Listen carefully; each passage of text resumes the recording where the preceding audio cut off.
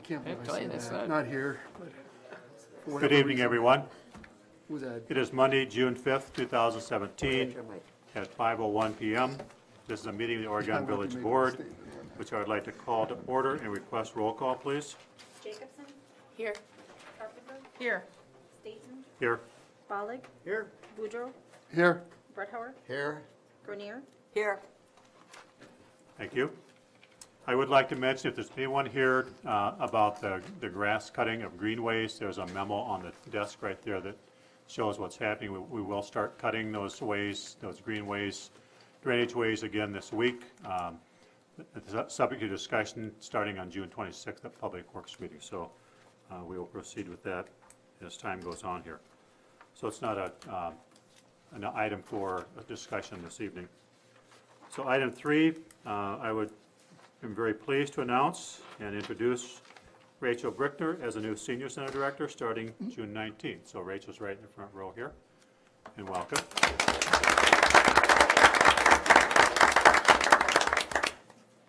It's especially a pleasure to have this happen. Rachel was a student in classes I had at Oregon High School. I won't go into that right now, but but it's nice to see students that I've known proceed the same thing later on with one of our police officers. So I'm not taking any credit for that, by the way. But congratulations to Rachel. We're looking forward to your work there. You've done a great job as case manager. We'll continue to do so as director. You're welcome. So item 4 follows that. Discussion and possible action authorizing recruitment of senior center case manager outreach worker. That would be to fill Rachel's position. So move. Second. Thank you. Any discussion or questions on that? Pretty straightforward. All in favor? Aye. Opposed? Motion carries. Thank you. Item 5, public appearance, discussion with Dan Johns from Vanderwall regarding tax increment financing items and downtown projects. Item 1, update of TIF number 5, creation including amending comprehensive plan and possible action, which will be nominating Mark Belo as village's representative on tax increment district joint review board. Call. Welcome, Dan. Evening, everyone.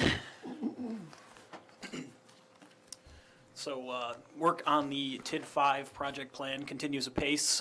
You'll recall that we gave a presentation on that back in April to talk about the draft boundary that we had come up with. We've done some additional analysis on that, the increment projections. We've worked with Ellers to prepare some financial projections in the form of a draft bonding plan, say, identifying some of the priority project costs and how those might be financed and how some of them might be a higher priority than others, making those work within the 27-year life of the district as we see it. With respect to the JRB, the village is free to nominate anyone that they see fit for the JRB. There are 4 members from the overlying taxing jurisdictions and 1 at-large member. From what I understand, Mark would be a welcome addition to the JRB. And also, so I'm going to ask for a board vote on that in a second. And the other thing is, we're going to be getting a proposal from Vanderwall to amend the comp plan, because we have to run a parallel approval of revising the comp plan and approval of the TIF 5. I think we talked about that when Scott and Dan were here last time. Correct, So- yeah. One of the key findings of the project plan is that it is consistent with the comprehensive plan of the village. And as we see it, some of the increment projections make some assumptions about future land uses that may change.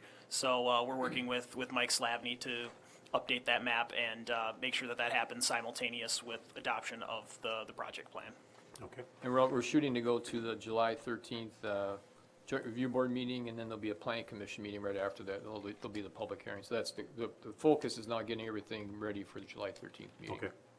And that's where, if the board agrees with this, that's where Mark would be appointed to the joint review board. Dan, is that correct? Or selected by that board? That is correct. And it's been- We would have the initial organizational meeting of the JRB immediately prior to the public hearing. And the practice has been that when the village has recommended somebody, that the board's always agreed with it, so. Yeah. Okay. Are there questions for Dan right now? So we need a motion and second to nominate Mark. So moved. Second? Thank you. Any discussion? So we have a nomination for Mark Belo for the Joint Review Board for TID District Number 5. All in favor? Aye. Opposed? Motion carries. Thank you for that. Mark will be glad to know that was unanimous, I'm sure. I will tell him that.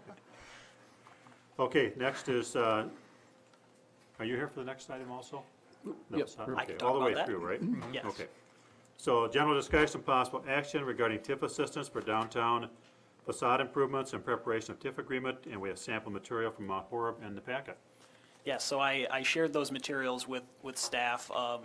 Our firm has been involved in the creation of a facade improvement grant and loan program in Mount Horeb. And that is a TIF eligible expense. We've drafted that into the TID 5 plan for Oregon.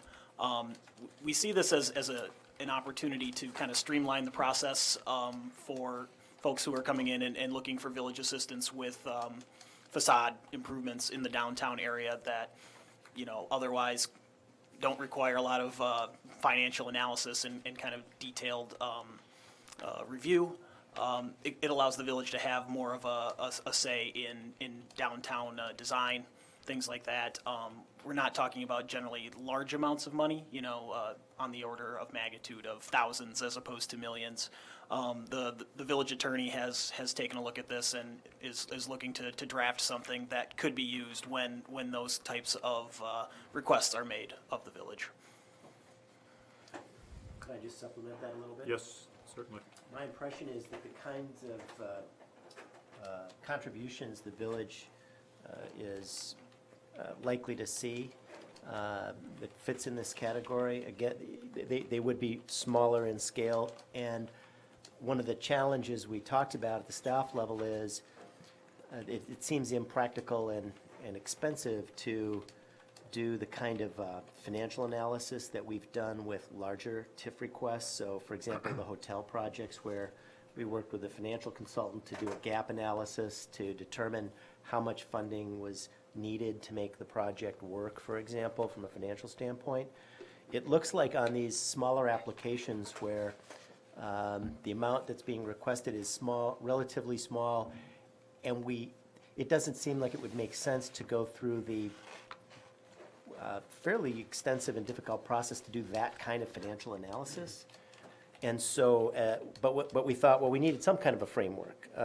And so this seemed like a good option to consider, simply establishing a program with certain established parameters that you could then use, that people in the TIF district could apply, and if they're eligible for the kinds of things that the program offers, we could simply process it that way rather than, hire Ellers, for example, to do that kind of an analysis. So I think the real policy questions are going to be, whether you want to establish that kind of a program that would be funded with tax increment in the district, and what kind of eligibility thresholds you'd want to set. In Mount Horeb, they have kind of two different things going. One is a loan program, and the other's a grant program. Right. And so I guess that would be one of the questions here is, should we have one, the other, or both? And the materials that were included in your package give you a sense of some of the kind of policy choices that you can make. I don't know if, Dan, if you could hit on maybe some of those kind of eligibility thresholds that are kind of the key factors in the Mount Horeb program.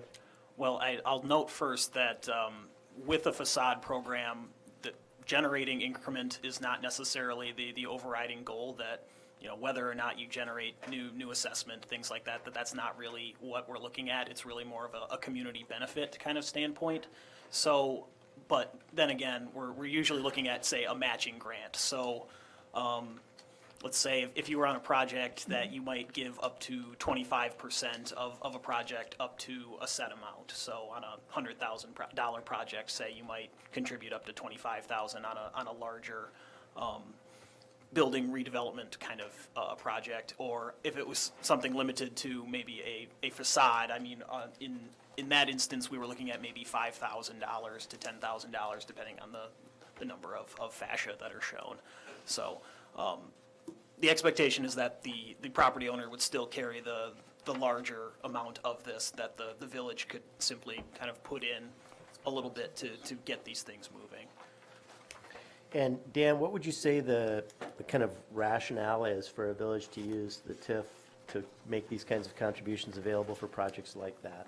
You know, It's, again, it's kind of a community benefit kind of thing. It's having a unified look to the downtown.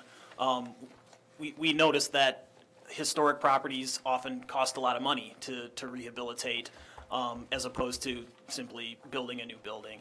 So recognizing those kinds of challenges that come with deferred maintenance in older structures that otherwise couldn't be market feasible in their current state, that, you know, rents don't justify putting in that kind of money to a building and it sits vacant or it sits underutilized. So in that sense, the village is really making an investment in the market. and I would just, to conclude that thought, there's kind of a built-in assumption that you need that kind of public investment component tied in with the private investment to really make it, to make these projects happen. That's kind of the underlying judgment call that you'd have to make in deciding whether to go with this kind of a program. Thanks, Matt. So, one of the things that you said last, which I actually resonated with me, was the idea that the village has to take some responsibility to keep these historic buildings functional and relevant, or we lose them. And you see that happening in communities all over. They have to make that choice, and you either see them prosper and you get a downtown Stoughton or an Edgerton, or you see them fail and you get half a Galena, right? I would put a heavier emphasis on that. The village has been here for, was that 1841? So there's going to be many generations after us that are going to look on these buildings, and many owners that aren't going to necessarily capitalize from the investment they made. A lot of it's just their love of occupying and keeping these buildings relevant that is what keeps them investing in them. So for that reason, I probably would lean more towards a 50-50 partnership up to a dollar amount than a 25% partnership up to a dollar amount. But otherwise, I really appreciate everything you had to say. And thanks for your research. Doug? Yeah, I'm interested, at least in the case of Mount Horeb, that they use the Secretary of the Interior standards to judge the quality of an application. How would that work with our village here? Would we do something similar to that? And who would review and approve projects on that basis? Can I jump in on this too, just to make sure we can? So I think there are going to be two different tracks that would be relevant to answering that. One is the design review piece. And so if you're in the downtown design overlay district, then we have an established procedure for reviewing applications. The Historic Preservation Commission makes a recommendation to the Plan Commission based on the standards in our ordinance. And many of those standards are designed to address historic preservation-related considerations. So that's one element of the review. This other piece that we're talking about is strictly about financing the work. And, what they've done in Mount Horeb is there are the kinds of things that are eligible for financial contribution appear to be the things that are kind of intrinsic to the building itself, financial contributions to the structure, rather than, for example, buying furniture for the building. Right. So those, you'd have to meet that kind of eligibility requirement. You're doing something to address the structure. And of course, whatever you're doing has to be approved by the village using the review process that we already have in place. Okay, Does that address your question? it does. I work with this area professionally on the federal level, and I know that the standards can be quite complex and quite demanding. So just a word of caution, maybe. Well, and as you know, you're on the Historic Preservation Commission, I think. That's right. And as you know, we're looking at, we've got one area downtown right now that is subject to that kind of a process. And we're talking about whether or not we should be looking at adding properties that are not in that district to that type of review process as well. Okay, thank you. Yeah, Other just, questions, Jerry? Yes, go ahead. yeah, just to piggyback off that a little bit, with those certified historic structures that are on the National Register, things like that, that's when the Secretary's standards would kick in. So that isn't necessarily a requirement of a facade program, but that's at least a place to start. That the village does have some control over what it's willing to fund, and particularly in Mount Horeb, we were looking at, like Matt said, items that really run with the building that are fixed items and not something that would move with a particular business over time. That you're really making an investment in the physical structure that are going to be there for years to come. Other questions or comments? No, I just have a quick comment. It'd be useful for me at this time, as we're trying to determine a funding mechanism for this, and by the way, I support this program, how we're gonna pay for this. Is this gonna come from tax dollars? Is it gonna come from, is there a fund? Come from increment. Okay, so there is TIF increment in the TIF. Right. If it's outside a TIF district, then you come from general taxes then.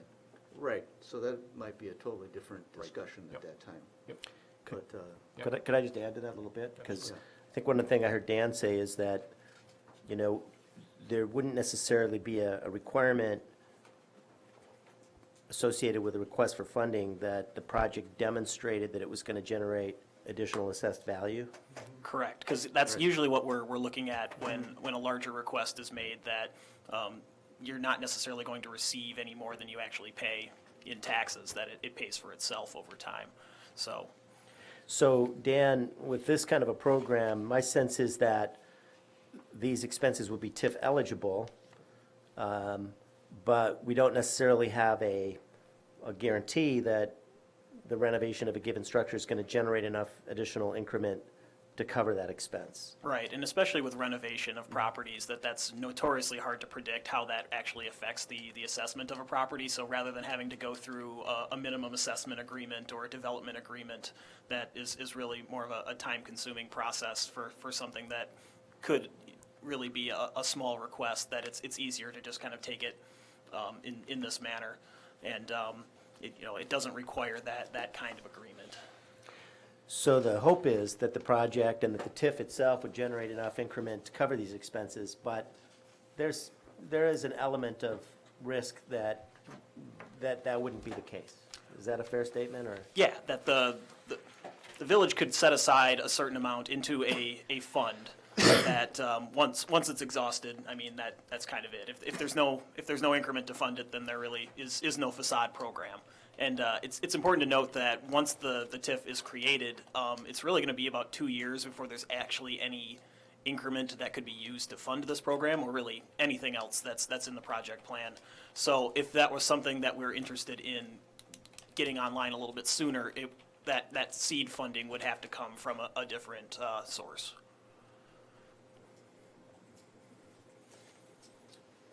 Other questions or comments over Could here? I ask where that source would be? With the village, again, it would be general taxes then, at the front, yeah. Okay, thank you. Well, TIF 5 is going to be over TIF 3. Right, but Yeah, and if it's in that interim period, can it If come it- from TIF 3? if it's possible, yeah, we'd have to look at that. So in other words, I mean, right now, when we levy, every year, we levy to cover TIF 3 debt service. There's not enough increment in TIF 3. But what Lisa and I do is, for things like this, we actually keep a little bit of the increment and leave it in TIF 3 to cover consulting fees and miscellaneous expense. But technically, even if we took all the increment from TIF 3, we still wouldn't have enough money to cover the TIF's expense. Okay, and that's just what I was trying to determine, so it'll be a direct taxpayer The cost. goal is with the TIF 5 being created, with Dan and Scott's help, is that at some point, there'll be enough increment from TIF 5 to cover TIF 3 debt service, that's the goal. Okay, yeah, it's a good program, but I just wanted to determine Yep. who's paying the bill here. So, Right, The that village- money could be fronted from another source, and ideally, it could be repaid by TID 5 when increment is available. sounds good. Other questions or comments, sir? So will this go to the historical committee?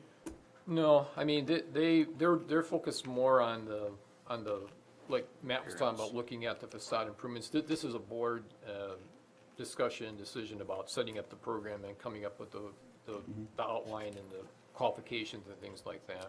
I mean, Staff? we, at some point, we will do that, but it really should be a board decision, Jerry. Right. Is staff intending on making a recommendation?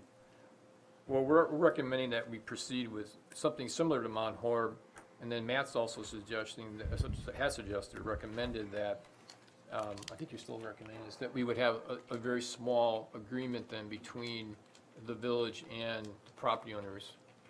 You know, it wouldn't be as extensive as a typical TIF agreement, but there should be something in writing that they're gonna proceed with this. You know, at this point, would give them, something, I guess, a little bit what we did with Gromar, similar situation. Yeah, I haven't drafted it up yet, but my thought is we'd have to at least identify, you know, what is the owner agreeing to do and contribute?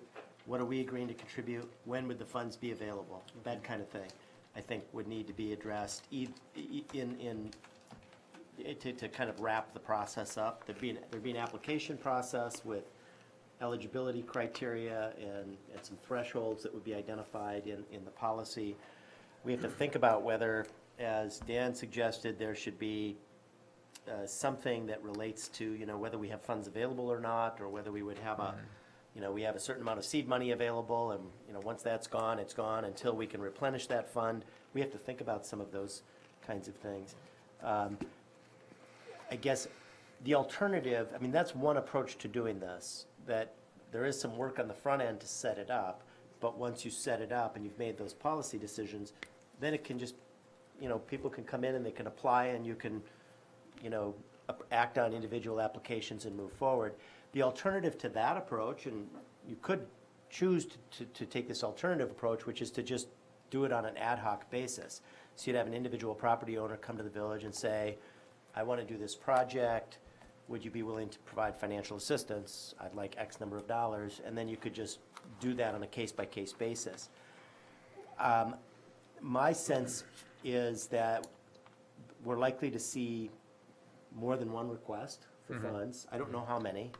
I mean, this TIF 5 is going to be somewhat of a large district. And it seems to me that it would be maybe easier for the board and for property owners if you have kind of an established procedure where you've kind of laid out, this is what we think we can do, here are the ground rules, now anyone can participate within that framework. So you'll have to decide what you're more comfortable with, the ad hoc, case by case, without the structure, or do you want the structure first?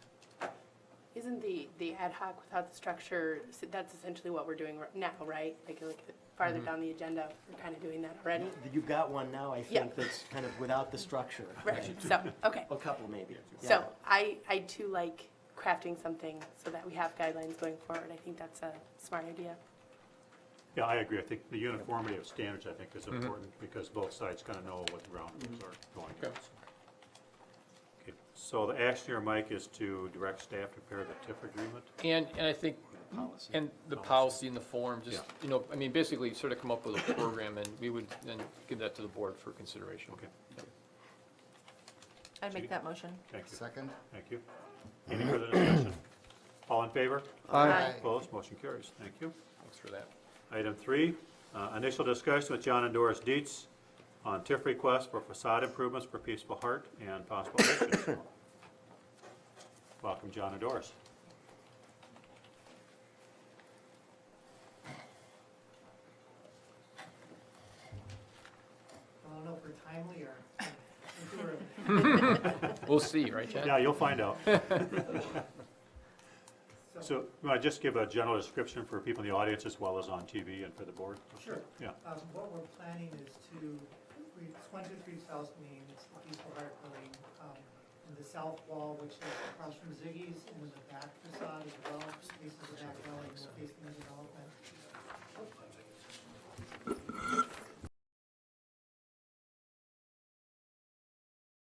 Planning to tear off all the siding that's there. There's several layers, 5 to 6 layers of material on especially the south wall is heavily layered. Pull it all off, do any tuck pointing, fixing to the facade that we can for the brickwork and things to make sure it's secure, and then side it with a, I didn't bring in my materials with me, but it's a commercial slash residential, what is it? LP Smart site is what it is. We have pictures on Okay, our package. yeah. So doing that, putting some very short awnings on the side windows, it's a very short easement that we have, our property line we have there, so just to make it match the front, put trim around them that's red, similar to the front, to try and make that south facade match the front facade as much as possible. And then on the back, pitching there's a porch that's enclosed, pitching that so that we don't have snow problems there, to give it a better character as well. Residing that, tearing everything off, fixing it, residing it, new gutters, new skirting. And then we're also doing the burying of the sump pump line into the village box in the front and replacing the sidewalk out front where we do that work at. So that's a summary of it. Okay. And these have been, I'm sorry, these have been approved by both HPC and Plan Commission. Correct. Any questions at this time? So the board could actually take action on this tonight if you wanted to. We could wait until we have the agreement. that I- Matt would draw. Yeah, I was gonna say, otherwise you could wait for that. Yeah. Correct, yeah. How long, I mean, realistically, how long is it gonna take to craft something like that and get it approved? Well, I would think that, when's your next meeting? June 19th, June 19th? 2 weeks. It's possible I could have something for you to review by the 19th, but it might take me till your next meeting after that. So I'd say 1 to 2 meetings to bring it back for you. So part of our work is going to start the 22nd of July. That's the burying of the Oh. sump work. We want to do that first, and then we'll do the rest of the facade work probably August. We're meeting with the contractor this week Okay. to get on his schedule. So it's a little ways out. Oh. Still Yeah. tight for, this kind of Oh, thing. but, okay. That would work within the next couple of meetings, I think, still to be Because able. it would be June 19th. And then it would be July 10th.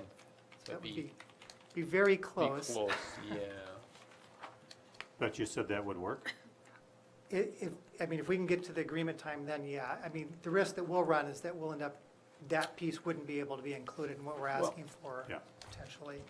One thing, not to put the board on the spot tonight, was how about at the next meeting, you can maybe think about it, if you give them, John and Doris, at least saying we want to provide this level of funding, and then the agreement's really the thing that comes afterwards. Yeah. At least they would know, then they can then proceed with it. Yeah, we will talk about this later in closed session, so. Okay. Oh, we're not, Steve. This isn't one of them? No. Okay, I'm No. sorry. Okay. Thank you. For what it's worth, I think the program's a good idea. I think having it structured like that, staff's been very helpful getting through the meetings, but having something that's written out, and then here's the standards to follow, here's the procedures, here's how long it takes, would be great, because I think you're going to see more people wanting to fix, hopefully the backs of their buildings and the fronts Yeah. as well. We're hoping for that, too. Yeah. Okay. Question. Yeah. John and Doris, are you saying that without assistance, you will not be doing the project?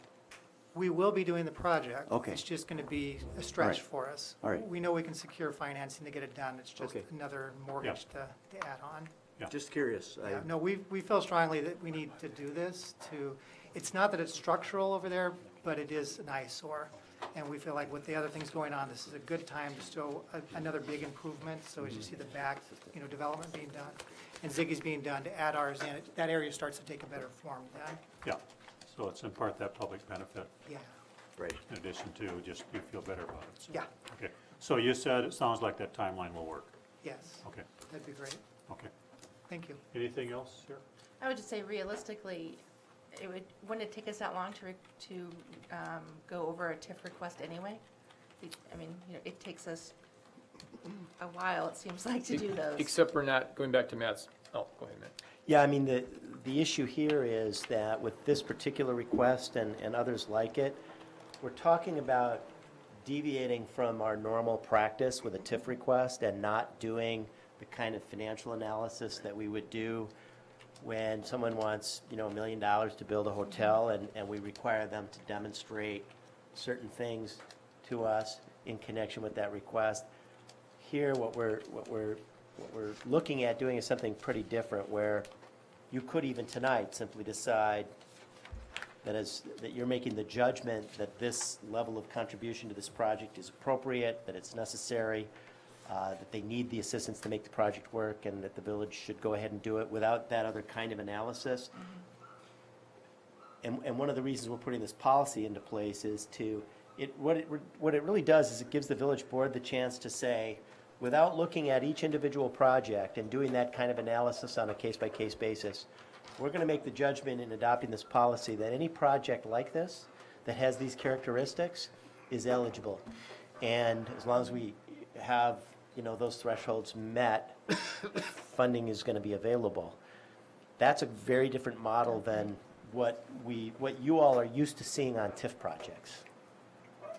I like that model better. So- Seems For a little this bit kind of simpler and project. A little bit more business friendly, probably. So if we did that tonight, given the dollar amount, would there be money, would you have money that would support the request that's been made? I think there'd be increment to cover this. I'd have to look. I think there would be. I mean, I'd rather see if we can get this other program up and running, and no offense, but the deeds could be like our guinea pig, to go through the program to see if it's up and running, see if it works out well. And I agree with Jeannie on Yeah. that, and that's why I asked if the project would be affected at all Yeah. if we waited a little bit here, so.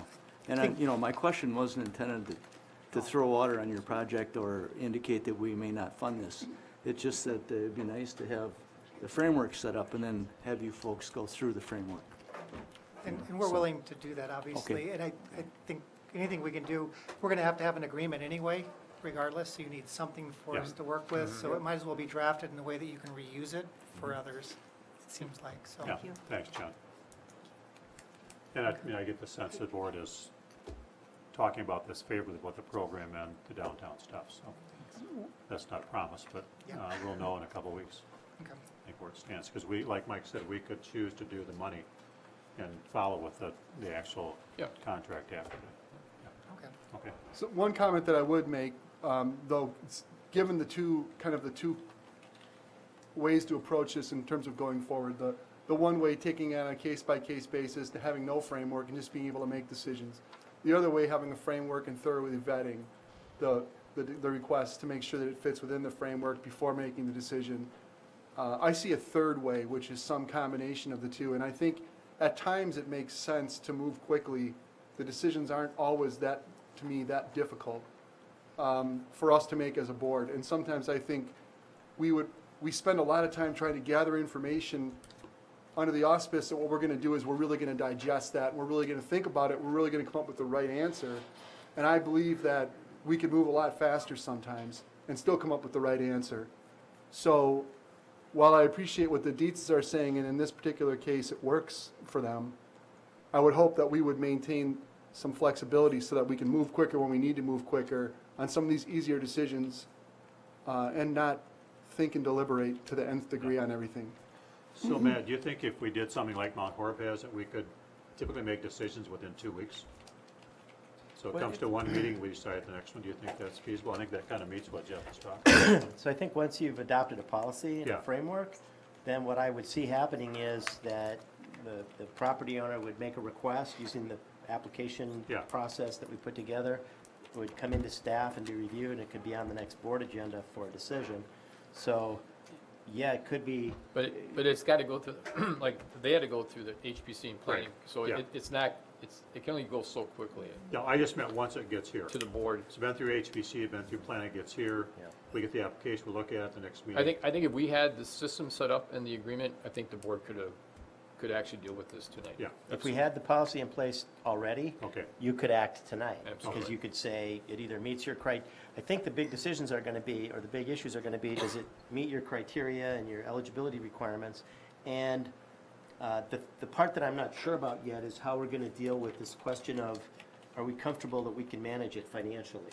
I mean, at some point, you might get, if you get 25 requests, you might at some point say, we're not sure we can continue to make these expenditures without more certainty that we're going to have the tax increment coming in to pay for it. Yeah. That's the part that we haven't really discussed yet at a staff level. How does that fit into the policy?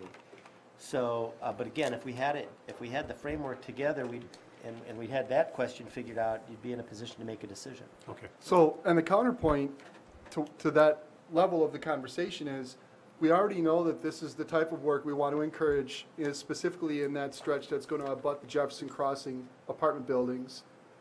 We've got the first business owners out of the gate already starting to think about that and approaching us.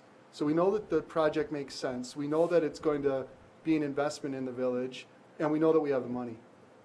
And we're saying we need a policy. And I'm not disagreeing that a policy is the right thing to do. I'm just simply pointing out that this is an example of a time where we could make a decision that's relatively easy to make in this particular case, and proceed with the policy knowing that long-term, that's going to be the best way for us to handle it if we chose to do that. And I'm merely echoing what Matt said a little bit earlier ago, but adding the fact that Mike told us we have the money. Yeah, I guess I'd say I like the idea of having something, a written agreement in advance. We've had a couple times, everything felt right, we did it. Matt said, don't do it without a written agreement, and kind of went up in smoke. And when we're talking 2 weeks, they say it works, and in the future, it sounds like we can do it the same night.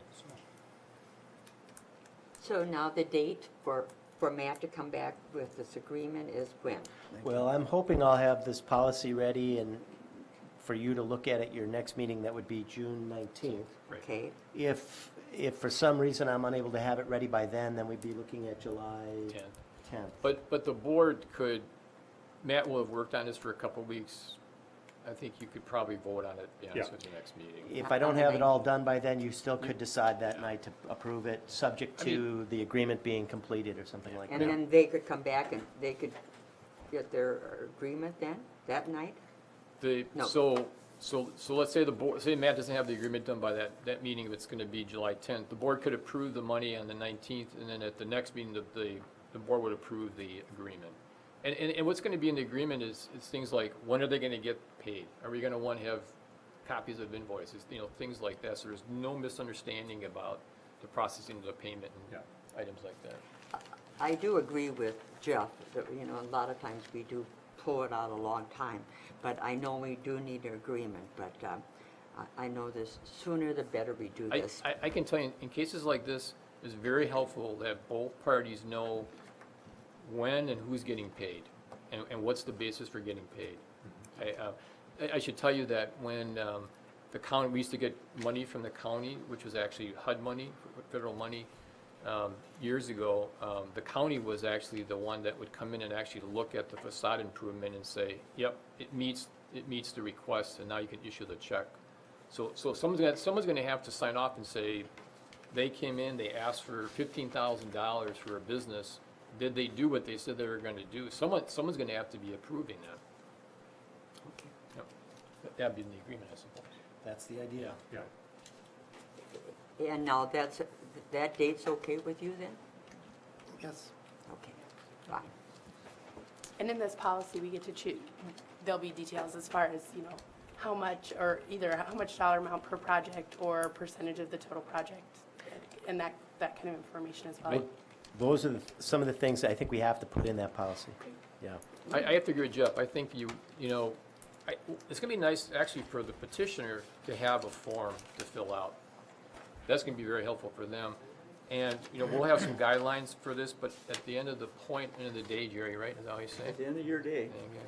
The board decides if they want to follow the policy or if they want to give somebody an extra $5,000 to complete them. It's going to be your decision. Let me more like a guideline, we're not going to be bound by it. Exactly. Yeah, although I think the way I would like to set this up is so that if someone meets the requirements, they would be entitled to the money so long as they meet all the requirements of your policy and the village is comfortable that it has the funding available somehow. And that's the piece that I got to figure out. How does that funding element fit into this?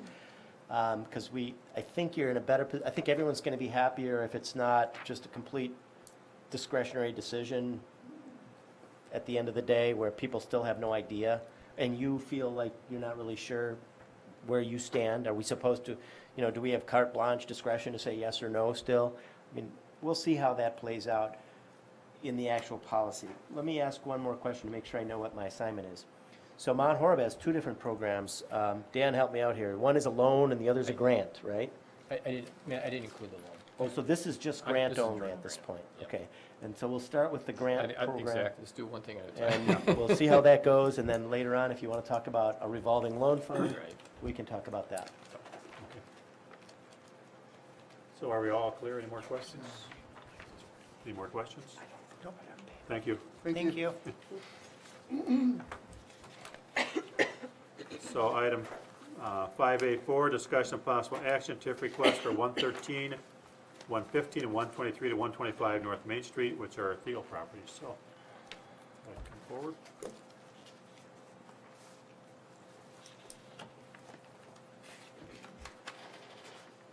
Again, kind of a quick summary of what you have planned for people who are in the audience and watching on TV, please. Sure. Well, I guess we can go building by building. I know there's 3 buildings in the same block. 113 North Main is the bank building. We've already done some work on that building as far as tuck pointing and initial cleaning, and we plan to take the windows back to what they used to be originally, which means where there are boards right now, there would be glass replaced in there. The front door of the building also needs to be replaced. We have gone before historic preservation on that building, and then we discovered that at our last preservation building, that since it's on the historic register, it's an approval that has to come from the state. So that, so the village won't be approving through historic preservation on that particular building. The expense on it is going to be approximately $10,000 for the window replacement and the frames that are now rotted on it, and the final cleaning on it. The next building, 115 North Main, which currently has a predominant tenant, First Weber. There's some other offices in there and then a residential space as well. Used to be a meat market, actually, and the facade on that, when we went to the Plan Commission, we described on that and explained that we aren't quite sure what's under that facade, so there's going to be some investigating work to be done there. And that kind of goes along with the theme of renovation. You don't know what you're getting until you get into it. And maybe the expenses are going to be either greater or less than what you're estimating. So, but we do intend to, there used to be 3 windows on the above residential. There are 2 now. 2 will remain, although they'll be heightened and there was a very high parapet on that building. With that facade being sided, that's our intention to restore that. The focus of all of this is to bring more retail and market to retail businesses for this area. On that building as well, we've done already have done some necessary tuck pointing in the foundation to assist with water intrusion issues. So, of course, we know that work we've already done isn't eligible for any TIF funding, but we felt that was necessary as well. The biggest project is at 123, 125 North Main. We presented some photos of the condition of that building, which relate to support and structure, facade that's failing, also very incredible water intrusion into the building. So that's into the basement, which apparently has been going on for some time. Looking at the supports in the basement, they're either rotted or any metal supports that were put in there are rusted at this point. So that's a necessity. We have a retail business already lined up for that space, which is pretty exciting for downtown. We've talked to Jeff about an easement, one being temporary on the side of the building to allow for work downstairs and also to expose some lower windows.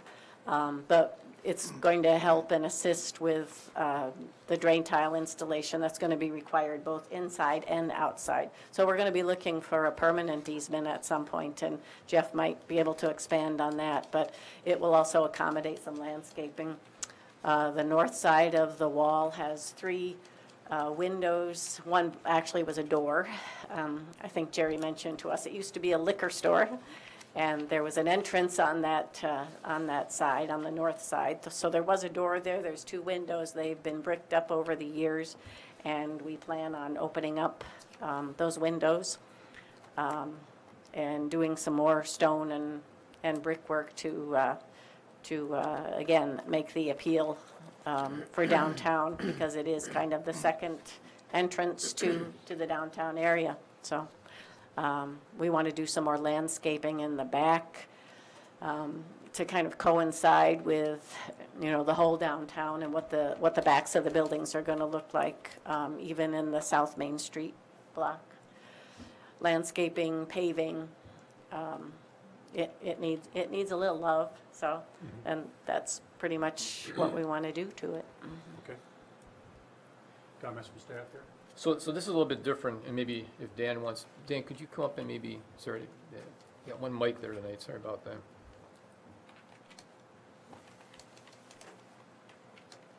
So Dan, you may just take a moment, maybe just kind of review your memo for the board, please.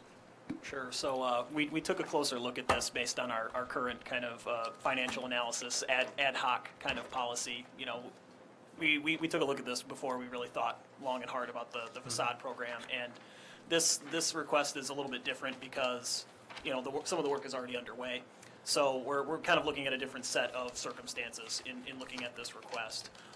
So based on the documentation that Jerry and Bonnie provided, we took a look at the increase in increment that they projected on their buildings based on increased rents, things like that, and found that to be pretty much on par with what we would do in our own analysis. The buildings are currently assessed at about $400,000 and would go up by about $320,000 when it's all said and done, based on, increased rents from these renewed spaces. We think that's reasonable.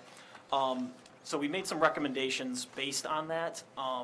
Again, because this is kind of driven by increment and not necessarily on just a facade improvement kind of basis.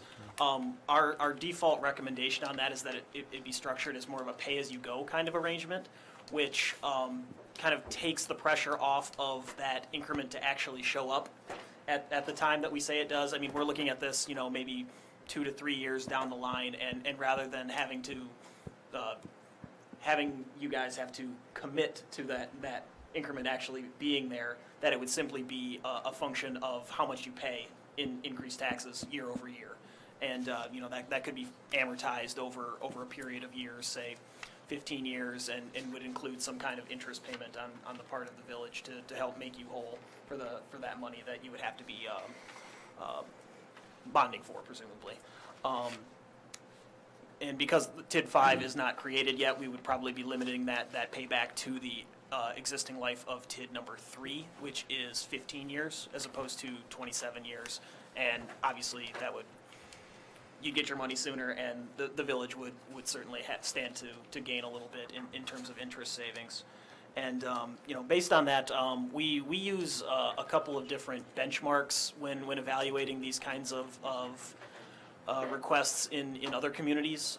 That's based on, your total investment here, and we're factoring in how much you've paid for the buildings in addition to the project costs that you shared with us. It looks like that's a sizable investment, and as you said, there are certainly things that pop up with a renovation project that are certainly well within what the village may be willing to participate in. So based on that, and based on what we think the buildings are going to generate in new increment over the remaining life of TID number 3, we're suggesting a principal amount of an award in the neighborhood of about $50,000, which, based on the so based on the remaining life of TID number 3, that could be worth as much as $75,000. Can you just clarify that last statement, when you say that could be worth as much, what do you mean by? Including interest payments. Oh, so the 50,000 plus interest, the net or the cumulative total would be closer to 75,000? Correct. Over that? Yeah, so over time. If we're thinking about this in the form of, say, an increased mortgage on a property, which is typically how these kinds of things are undertaken. So one of the options you're suggesting is to provide $50,000 in funding payable with interest on a pay-as-you-go basis using, say, a municipal revenue obligation? Correct. Okay. If we enter into a pay-go obligation, are we able to, at any point, just pay out the balance of the original amount of the grant and exit the pay-go? Yes. The way I draft them, they can be prepaid. Yeah, if the money's there, then that's certainly up to the board. The alternative to the pay-go approach is the village borrows the money, provides the funding up front. Then, and it's really a question of who bears the risk here regarding whether the project's going to generate the kind of revenue necessary to pay either Fields Overtime or the village. Sometimes when we've done these, like we did another one downtown where we provided the funding up front, but we have a guarantee. And actually, in that case, the owner has had to make payments to us at least for the first couple of years on the guarantee obligation. So, so you can either provide the funding up front with a guarantee, provide the funding up front without a guarantee, or provide the funding over time out of increment that's actually generated. Those are kind of the three basic With interest. options, with interest. And what we've been using for several years now is about a 5% interest rate. I don't know if you thought about interest, but that's what we've been using. That's basically what we assumed here in arriving at the $75,000 number was 5% annual. And the last municipal bonding that we did was averaged out around 2%, right? Yeah, although that's probably a tax exempt municipal revenue obligation, and this is probably not a tax exempt borrowing. This wouldn't pass the private activity test. The other thing I just want to mention about this project is, So what would you think the interest rate would be on the borrowing? I don't know. Would it be north of that? If we borrowed, any idea what it could be north of our last, I would expect it to be higher than our last tax exempt borrowing. But I'm not really sure what we're getting on taxable debt. We haven't done that in a long time. Yeah. And then depending on how you structure this, if you could tie it into another obligation, you're allowed to have a certain amount of so-called bad debt included in it, but I don't know if we're looking at that scenario. And that gets, I think, more into the weeds than we need to on this Yeah, one. I agree. One other feature of this particular project that I just want to make sure we have our hands around. So Dan has taken a look at potential increment projection, which is not unusual for us to do in evaluating a TIF request, although we talked about not doing that on some of those smaller requests that we might get under that program we talked about. So here we are actually looking at increment projections that we think are realistically likely to happen. So we are doing that piece of the analysis. There's one other piece of the analysis that we're not doing here, and I'm not saying that we have to do it here. I just want to make sure we're mindful. We haven't really done the kind of gap analysis here that we've done on larger TIF requests. So like the hotel request, for example, where we had our financial consultant evaluate the financing for the project and the financial returns on the investment that the developer was going to earn. And then we looked at whether there was a financial gap there that the market wouldn't fill, that was reasonable for the village to fill with TIF money. We're not doing that here, and again, I'm not saying you have to do it here. I think in a project of this magnitude, it's up to you to make a judgment call about whether you think that that's necessary or whether you think that these circumstances provide enough information for you to make a judgment on that the need for the public assistance is there without the gap analysis. And that is a judgment call I think you have the authority to make if you're comfortable doing it. But you don't have somebody here as a financial analyst saying, I've analyzed their numbers and their returns, and I can tell you that they need this level of funding, otherwise financially they couldn't do it. We're not doing that here.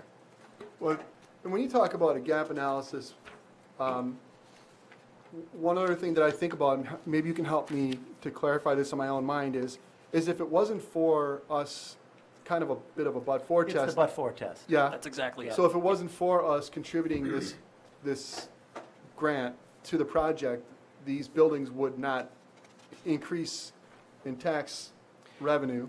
They wouldn't do the work. Now, and that kind of assumption is also going to be baked into that policy we're talking about. Yeah. What I'm really suggesting with that other policy is the village would be looking at the area that would be eligible and saying, you know, we are making a policy judgment that in order to get the kind of private investment we need to see here, we think it is necessary, or at the very least very helpful for the village to participate at some level.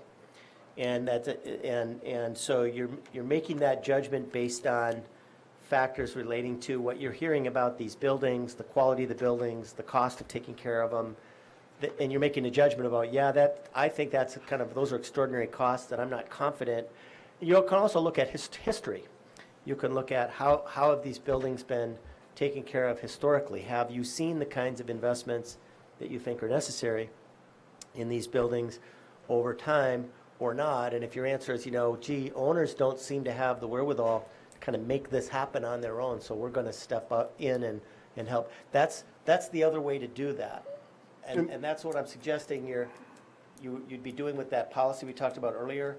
And that's the place you're in with this request now, because we don't have an independent financial gap analysis. So in your mind, is the fact that owners didn't maintain the properties in better condition and the fact that they had gotten to the point where they are evidence that the owners didn't have the wherewithal?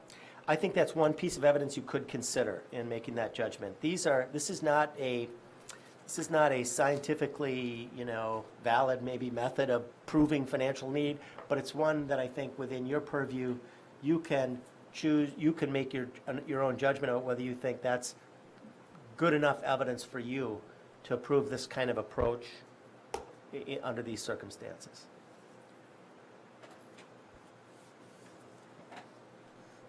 Other questions or comments? So this is on the agenda for action at the Yeah, I board. was going to ask, Yep. what exactly do you want? You, Basically approving the memo that Dan presented? Well, did you have more than one recommendation, or you just had? Just the did one. you had just one kind of recommended option? That was your recommendation. That is our recommendation, So- but okay. I leave it up to the board. Again, it's a policy question as much as anything else. All of this was kind of prepared prior to any additional thought on a facade program. This is truly kind of on an ad hoc basis based on, well, again, we haven't necessarily looked at need, but we're basing this based on the information available. And Dan, in your mind, would this particular request and the way it's been analyzed fit neatly into that other program we were talking about, or not fit neatly into that? I think that this kind of analysis could transition into that. It's a function of how much an applicant is asking for. In the future, there could be, again, some kind of hard maximum on that, you know, based on a property owner investment of X, the village would be providing up to Y. So in the future, that could be streamlined a bit, but it's a function of how much is being requested typically, and that's kind of a judgment call. One other question: does your memo and the materials we have from the Thiels provide a fairly accurate description of what work the property owners are proposing to do? So we'd be in a position to take that information and prepare an agreement that says, you know, if you do these things, then we don't need more information about that, in other words? Okay. Right. Okay. A lot of that has already been submitted to the village, and I think a lot of it is in your packets. Okay. So all of that is what It's I there. based my analysis off of. Okay. And I want to make sure that we don't massage the meeting too much, because your initial comments were, please correct me if I'm hearing you wrong, that you've looked at this and you've thought this kind of almost fits the original way that we would look at a TIF request based on the information that's been provided and the analysis that you wound up doing. Which isn't to say that it couldn't go both ways, but it is to say that it falls neatly within the parameters that we've already used in the past, and that we have enough information in front of us right now to make a decision. That would be fair to say, a fair characterization of how you started the conversation?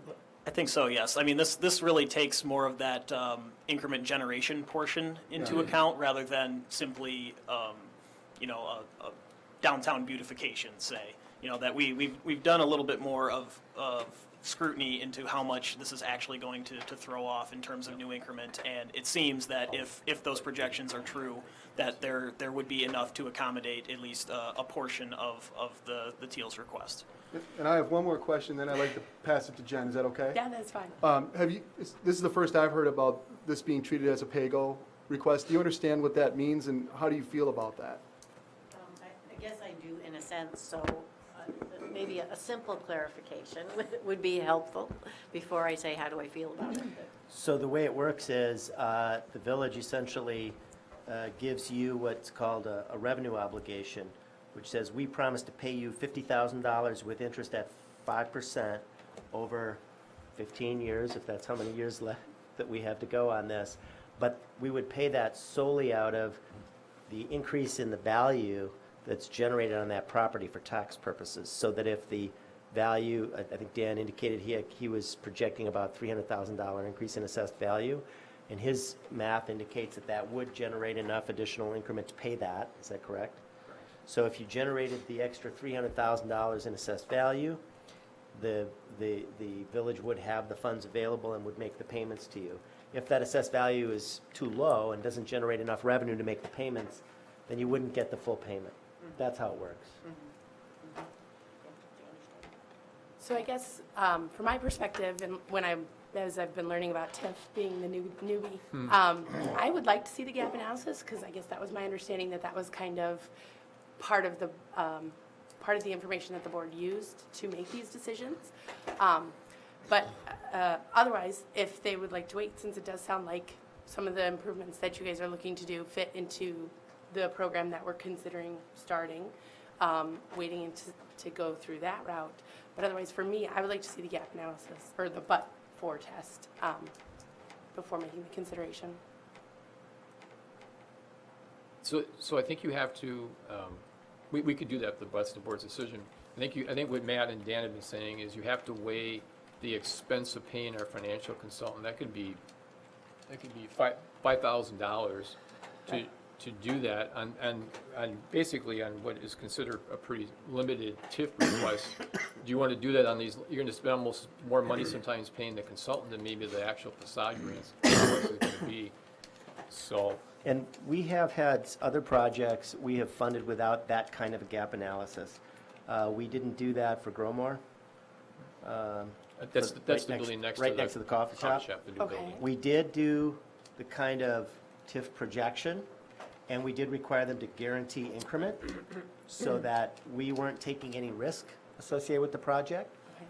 But we didn't do, and again, I think the judgment call we made then was the expense of doing the gap analysis and the value of doing that has to be balanced against how confident the board is that this kind of expenditure is appropriate from a financial standpoint.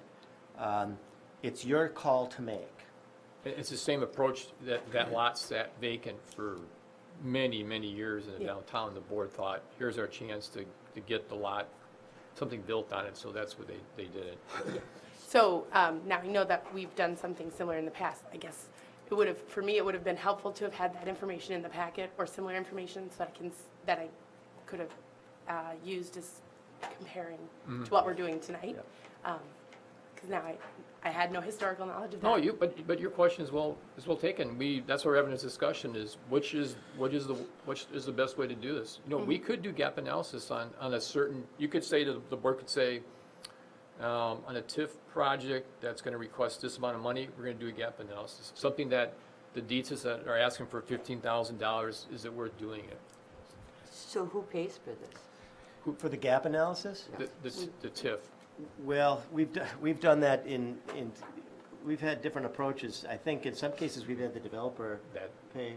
Very few cases. Few.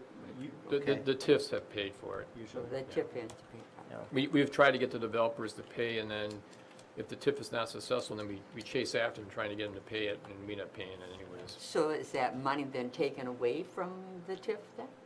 Well, I it's just, mean, for the amount they're going to get nope, then? nope, we haven't done that, nope. Okay. But it is tax revenue that's generated that can't be used for projects because it's being used to Again, that's what- fund analysis. That's what Lisa and I, we usually try to keep some money in the TIFs just to do things like that. Yeah.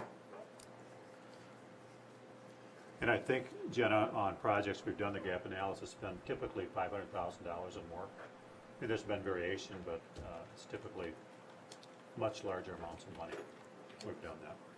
We did that on Jefferson Crossing, we did that on the hotel projects we've seen. We've probably done it on some others that I'm not thinking of right now. But on smaller projects, we have discussed whether we should do it.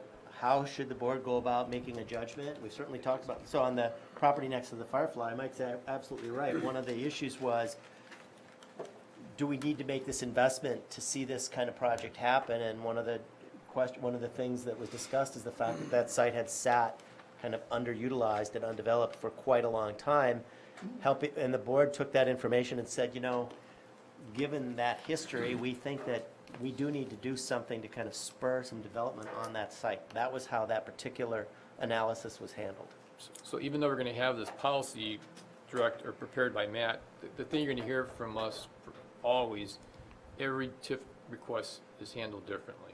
Depends on the project, depends how the village deems the worth of the project. So other communities have very strict rules, and we haven't done that. We try to be flexible and apply the situation to the project. Did we do that when they did the Charlie's on the Main and Hostings? Did we do No, it? there was no TIF for those. Okay. I'm trying to remember with headquarters whether we did a gap analysis, and I just don't recall. I don't think so. I think we just determined we were gonna help pay Jamie for the Banquet. surcharging. Or the surcharging, I Yeah, can't remember. that's how it started, yeah. Surcharges. That's right. It was an extraordinary cost associated with the project that we, again, it's another way of approaching this. Looking at that site and saying, if we don't make an investment there, because the soils were so bad, that project can't happen, and really nothing else can happen there because it's such a big expense to surcharge the soils. It's a different way of approaching the same but-for test question. And we did the same thing with Willie. Similar, yeah. Very similar So analysis. that wasn't, that's not TIF, but it's similar. But the same kind of question. Some approach, yeah. Yeah. So your answer is we do it differently every time? No. So- Which I've been told. Yeah. So, Matt, do you have a So- motion to recommend? Well, could I just, before we get Yeah, there, go ahead. Bonnie was thinking about how she felt. And I Oh, yeah. just was wondering if I could get her response. How she felt about the idea of a PAYGO. Yeah, we would, yes, think that would work. Thank you.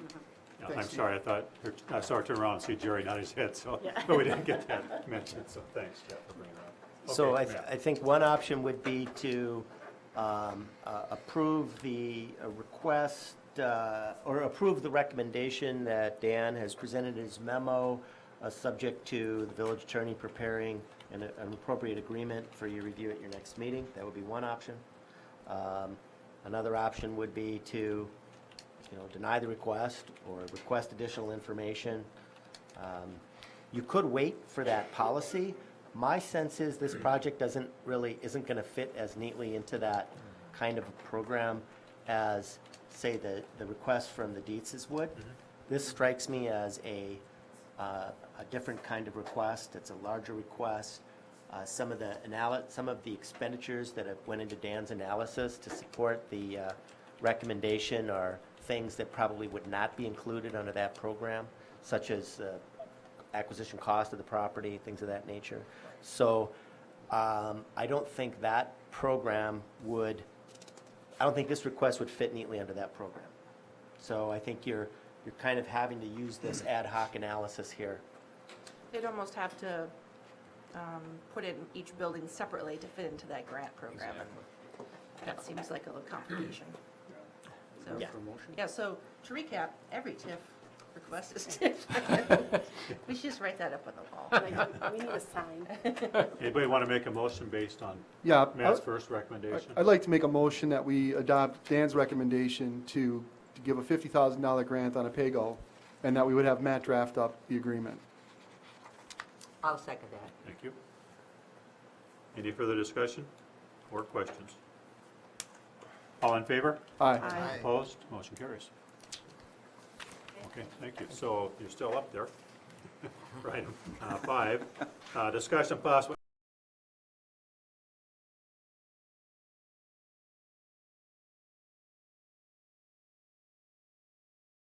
permanent easement. Planning Commission members stated their support for the permanent easement as a means of improving pedestrian safety at Quick Trip South driveway. I'll make that motion. Second. Do you guys want to sit together? No, we're not going to allow I don't that. think that'd be a good idea. Things flying across the front of me, though. So basically, oh, Go ahead, Max. Go so, ahead. so this would, Bonnie was talking about, they need a temporary easement to do work on the village's property. And then we're also going to go forward with a permanent easement, which will move the driveway. And what the Plan Commission members were talking about, they feel by moving and adjusting the driveway, it's going to help pedestrian traffic that's walking north on North Main Street, on that side of the street. Village property is right up. Yep. So we will prepare those, right, Jeff, and bring those back? Well, yeah, Matt Yep. would prepare, we would do a temporary construction easement allowing them probably use of whatever they would need in that, in our easement, which is about 15 feet. It's just an alleyway that parallels the building and then goes behind the building as well. So we would allow them to be able to do, basically you need it to be able to get concrete down in the bottom of the building, be able to install the drain tiles, possible connection to the storm sewer system and that type of thing. And then the permanent easement, I think we're talking somewhere in the neighborhood of 5 to 6 feet that would allow landscaping along that side. We think it also would improve some of the safety from the sidewalk of cars pulling out right there at the front of the building. May require a small adjustment of the driveway leaving Quick Trip, but we'll have to look at that because I think right now that is centered right on the easement. So those are the things we'd work with them on, but I think it's all good things. The permanent easement would just be an easement. I mean, if we ever had to go in there and install a new sewer main in the future, we would, language would have to deal with how we would handle that and everything. Are there questions on the easement, comments? We have a motion and a second to approve that. All in favor? Aye. Opposed? Motion carries. Thank you. You're welcome. And then item 6, FYI only, village administrator signed a conflict waiver letter for Stafford Rosenbaum's work on Thiel's downtown projects. So So moved. that's all set. It's just informational. I see. Yeah, it's done. Can I just When ask If you have questions, I can answer. Oh, I I do. can try. I'm just, Yep. sorry. Is this like normally something that the board doesn't have to worry I was about, going to or, say that I don't know how that when works. when I can do it, I usually have the board approve it, but to keep the Fields project moving forward, I signed it so Matt could help me work on some of the items. So if I can, I put them on the board, but usually I've also signed them if I needed. Okay, anything else on that? Item 7, discussion possible action regarding MSA engineering contract for the Jefferson Crossing Street Lighting Project. The recommended motion is to approve the contract with MSA Professional Services Incorporated in the amount of $25,400 for design, bidding, and construction services for the Jefferson Lighting and Electrical Project. The funding would come from the 2017 borrowing. So moved. Second. Thank you. Okay, just real quickly, as you know, we are working with Alliant to bury the electrical lines that are both in front of Jefferson Crossing as well as through the parking lot. We're also working with some of the business owners in how that will be configured. But we're also responsible as a village for things like the street lighting in the parking lot. By removing the overhead lines and the poles, we're actually losing street lighting along Jefferson along there. So we have to extend street lighting technically along both sides because they're much lower lights, and if we use the downtown, the light standards that we're having downtown, the same fixtures and everything. So what this is, this is also for the design and bidding construction package for burying the services from the new transformer that Alliant's going to set into the back of the buildings along South Main Street. So this is, we requested this service agreement, or this task order from MSA. We think they're very well suited for it because they did our entire downtown. And they did all the lighting plans for the downtown. They already have the standards for the specifications for all the equipment.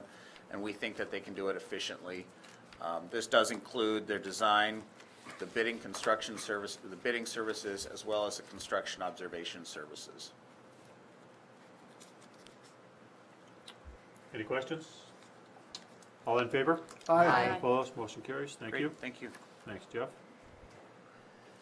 Item B, continuing consideration of Oregon Ice Arena Incorporated application for Class B fermented malt beverage and Class C wine alcohol beverage license for the property located at 100 North Prairie Parkway. Item 1, discussion of possible action regarding approving resolution number 17-21, amending the existing Class B fermented malt beverage and Class C wine alcohol license expiring June 30, 2017. And basically that amends it to make it like what the new license would be, right? This is the resolution for, oh, we have two. We have one, Yeah. yes. Take us to the end of June, and then the Yeah. other one is for the new. Yeah. Which one are we, so we're on the. We're in 21. That's We're on the the, amendment of the existing license. well, 21 out here, Mike, this is a new. In your, this, at least this is the new. So, The existing one is 22, well, that doesn't make Oh, sense. okay. amending is 22 and existing is, why don't, that's okay, I think you can do 21 first. Oh. And, But actually, the agenda, can we just change the You number want- on the agenda? sure. I think Yeah. it'd be easier just to do that. So Let me just see here. it's just a numbering here, right? Yeah, yeah. We're approving the resolution that, basically covers the current license Yeah. with these So it's conditions. Basically 17-22, amending the Yes. existing license. Yeah, so I would just change the number on the agenda there. So if you follow in your packet, the second resolution we're doing first, because that's amending the existing license. Yeah. Welcome, Sean. Hello. How are you doing? Great. Okay. So comments from staff here? I'll just briefly summarize what I did. So at our last meeting, the board directed me to prepare a resolution amending the existing license subject to certain conditions, and to prepare a resolution approving a new license subject to certain conditions. Most of the conditions I included in these resolutions come directly from my notes from the meeting. I did add a condition that is in the existing license that you can decide whether you want to retain it or not. It didn't come up at the meeting, but I thought it was something you'd want to consider. In this particular resolution, it's paragraph 2G, which prohibits alcohol beverage specials. And it defines what an alcohol beverage special is. I know Sean had asked me a question about that, and you're welcome to raise any concerns you have about that tonight. I think that's the only condition that wasn't discussed by the board at the last meeting. I believe that Sean has seen these resolutions, and I think you didn't have any questions other than the drink special one. Yeah, I thank you very much, Matt. I believe that everything that's in here is exactly what we had talked about and the way that I understood things to be, and appreciate the board's point of view regarding number 1, 3, and 4. My concern is that it might be unclear as to our ability to negotiate with different groups for different events on different days. And I also feel like it would potentially prevent us from making any sort of price adjustment if our costs were to change. We would like to retain the ability to have flexibility in that. And so I don't know, maybe if we could elaborate more, or I had thought of a suggestion to possibly strike the first sentence of paragraph G and then add into the second sentence to make it say beverage specials shall not include any of the following, 1, 3, and 4, and then strike number 2. I'll just briefly respond. The challenge here is defining what, drink specials are. The issue, this, by the way, is in your current license. Correct. This language, and so this is a carryover. And so the idea with the drink special is, as I understand it, it's certainly not something that would prohibit you from negotiating different prices with vendors, for example. And in my mind, it wouldn't prohibit you from negotiating particular prices at a particular event. The idea here is what we're used to seeing as drink specials in bars, for example, where the price, the regular price for a drink is $4, but for this 1 hour period, you can get it at half price, for example. And so that's what these definitions are intended to address.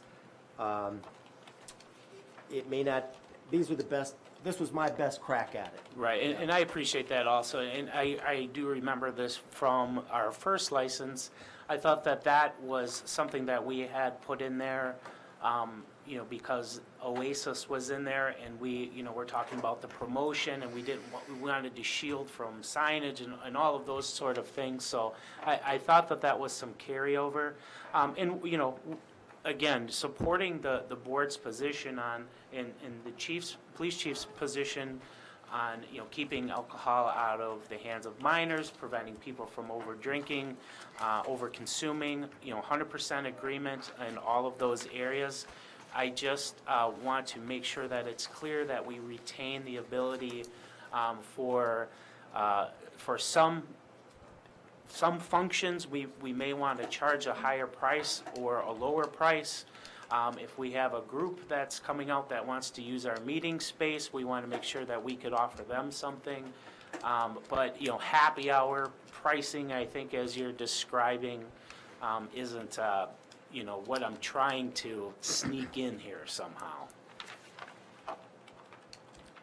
Well, my only concern is if we revise the language as you suggested, you're clearly opening the door up to the happy hour kind of drink specials, so. Well, maybe could we say specifically shall not include happy hour like specials?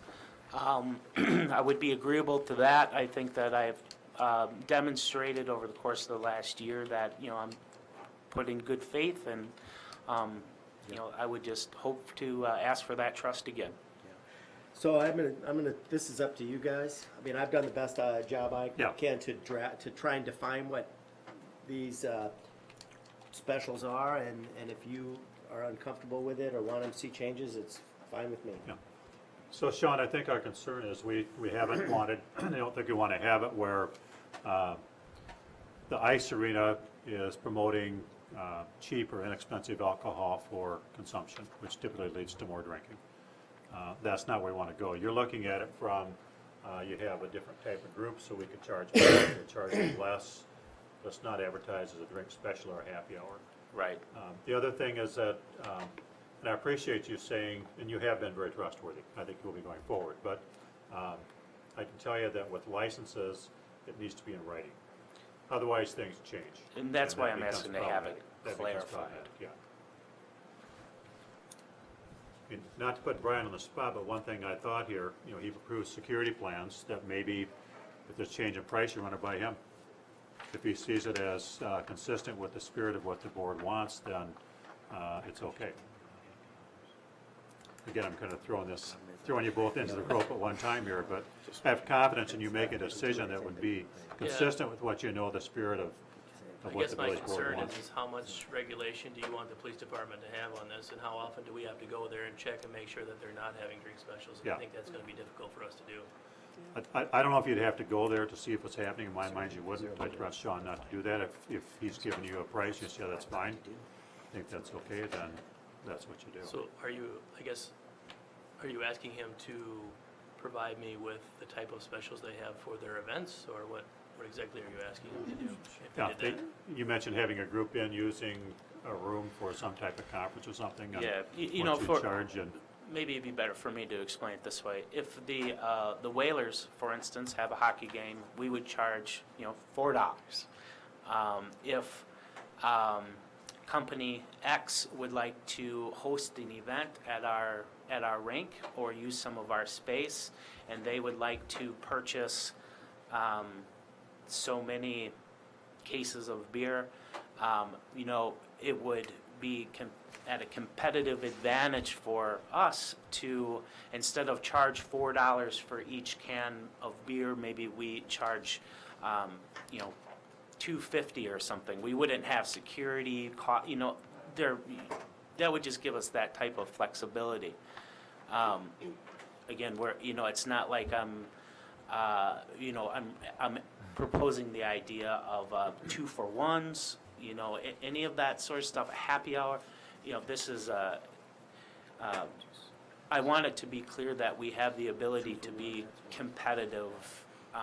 So I'm okay with that. I just think it would be a significant burden for the chief. I guess the question I would have then is, on item number 2, the sale, offering, delivering of alcoholic beverages at a reduced price. Well, what does reduced price exactly mean and how much? Yeah, so the way I understand that language is if the price for that beverage that evening is $4, but you say during this time we're going to reduce that price to $2 during that. So what I'm trying to say is during a given event or during a given time period where you have an opportunity for someone to get 2-for-1 prices essentially, or buy, that's what I'm trying to get at here. It's not the easiest thing to define, frankly. Right, I understand that. I just want to make sure that there's, over the course of last year, I made it very, very clear that I want to make sure that we're sticking to the rules and doing things as the way we all understand them to be. So this is going to be on TV, so we can all look back at it if there's any questions. But if you think that there's... Well, this is a policy decision for the board. I put it in because it's a carryover from what you have now. I really don't know that there's a risk of drink specials being a problem at this kind of a facility, as opposed to, it's a big problem on State Street, I can tell you that. Maybe, this is a different animal and you don't need to worry about it. It's kind of, that's the question is, do you need to worry about that kind of a condition? Because if you don't do it here, it's going to be a problem. You probably don't have that condition attached on any other facility in the village. That's what I was going to ask. Do we have this condition? Not to my knowledge. So, sorry. So to be clear,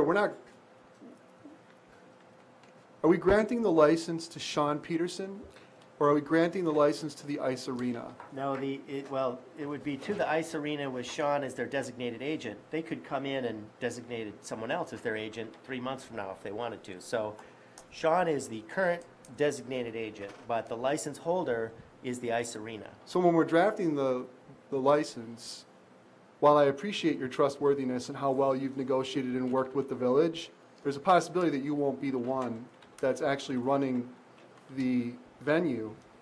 And so whatever we draft here has to be able to be carried forward by somebody who we don't even know, Correct. Potentially. in a way that's consistent with what we're hoping for or wanting. Jen, sorry.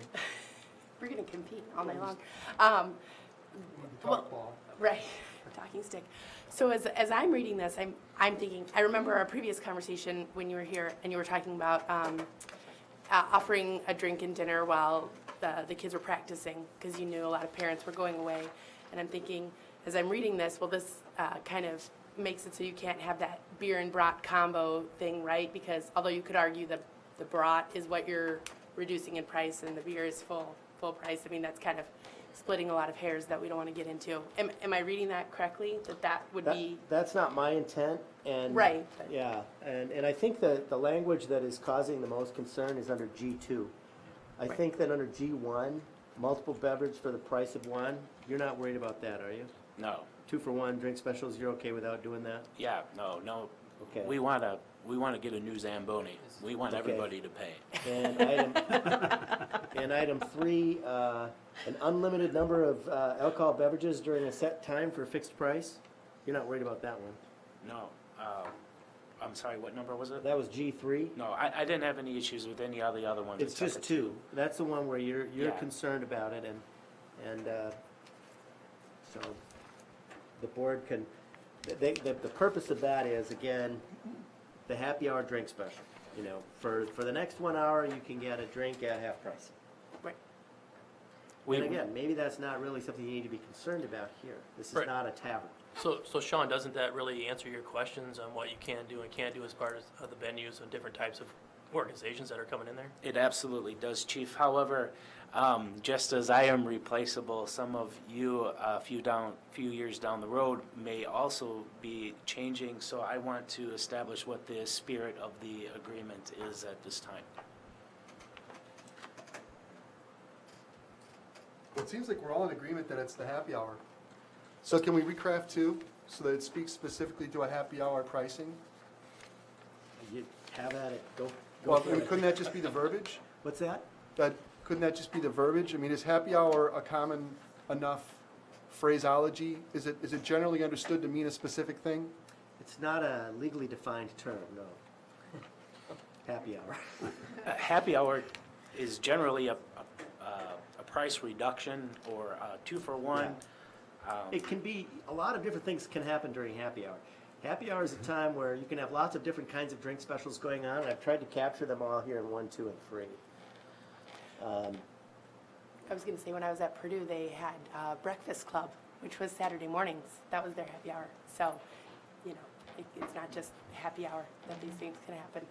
We already have them there, though. We won't be selling that. Well, right, but I'm just saying, like, And we don't have any fish bowls. We're not doing any mixed drinks. I doubt there's going to be anything blue being served at our ice arena.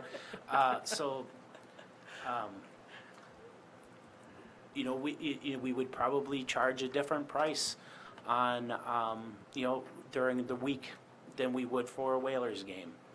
You know, if we don't have other costs associated, again, the idea is to be responsible to the community, to not you know, provide alcohol to underagers. You know, we're not in the party business, you know, in the way that bars are, and we want to, you know, use this as a revenue stream generation. Yeah, if I could, it's my sense that bars use happy hour to bring customers in. Customers are going to the bar for the drink specials. My sense is that people are going to the ice arena for something other than the drink special. They'd like to have a drink when they're there, but that's not the draw. It's not the, now, if we take this out, and I hate to see 2 years from now, the ice arena advertising, you know, happy hour, but I don't think that's really the nature of this that's, as a practical matter, it's not, these happy hours are used as marketing tools on bars trying to, how can I compete with the other bar next door to bring more customers in by offering drink specials? So how problematic would a phrase similar to with the intent to increase alcohol consumption by the patrons? Impossible for a Intent police is the officer problem? to administer. Yeah. You know, it's impossible. That kind of language is too ambiguous. That's why I was trying to be very clear with, as clear as I could be at least, with these definitions. What about resulting in increased alcohol consumption? Still, I mean, lots of things can result in increased alcohol consumption. so the problem is reducing the price of your beverages, not increasing the price of the alcoholic beverages. So it's, I don't know, it's something that you said that made me think about it. Or when you said you have groups coming in and you want to charge them $2.50 for a beer.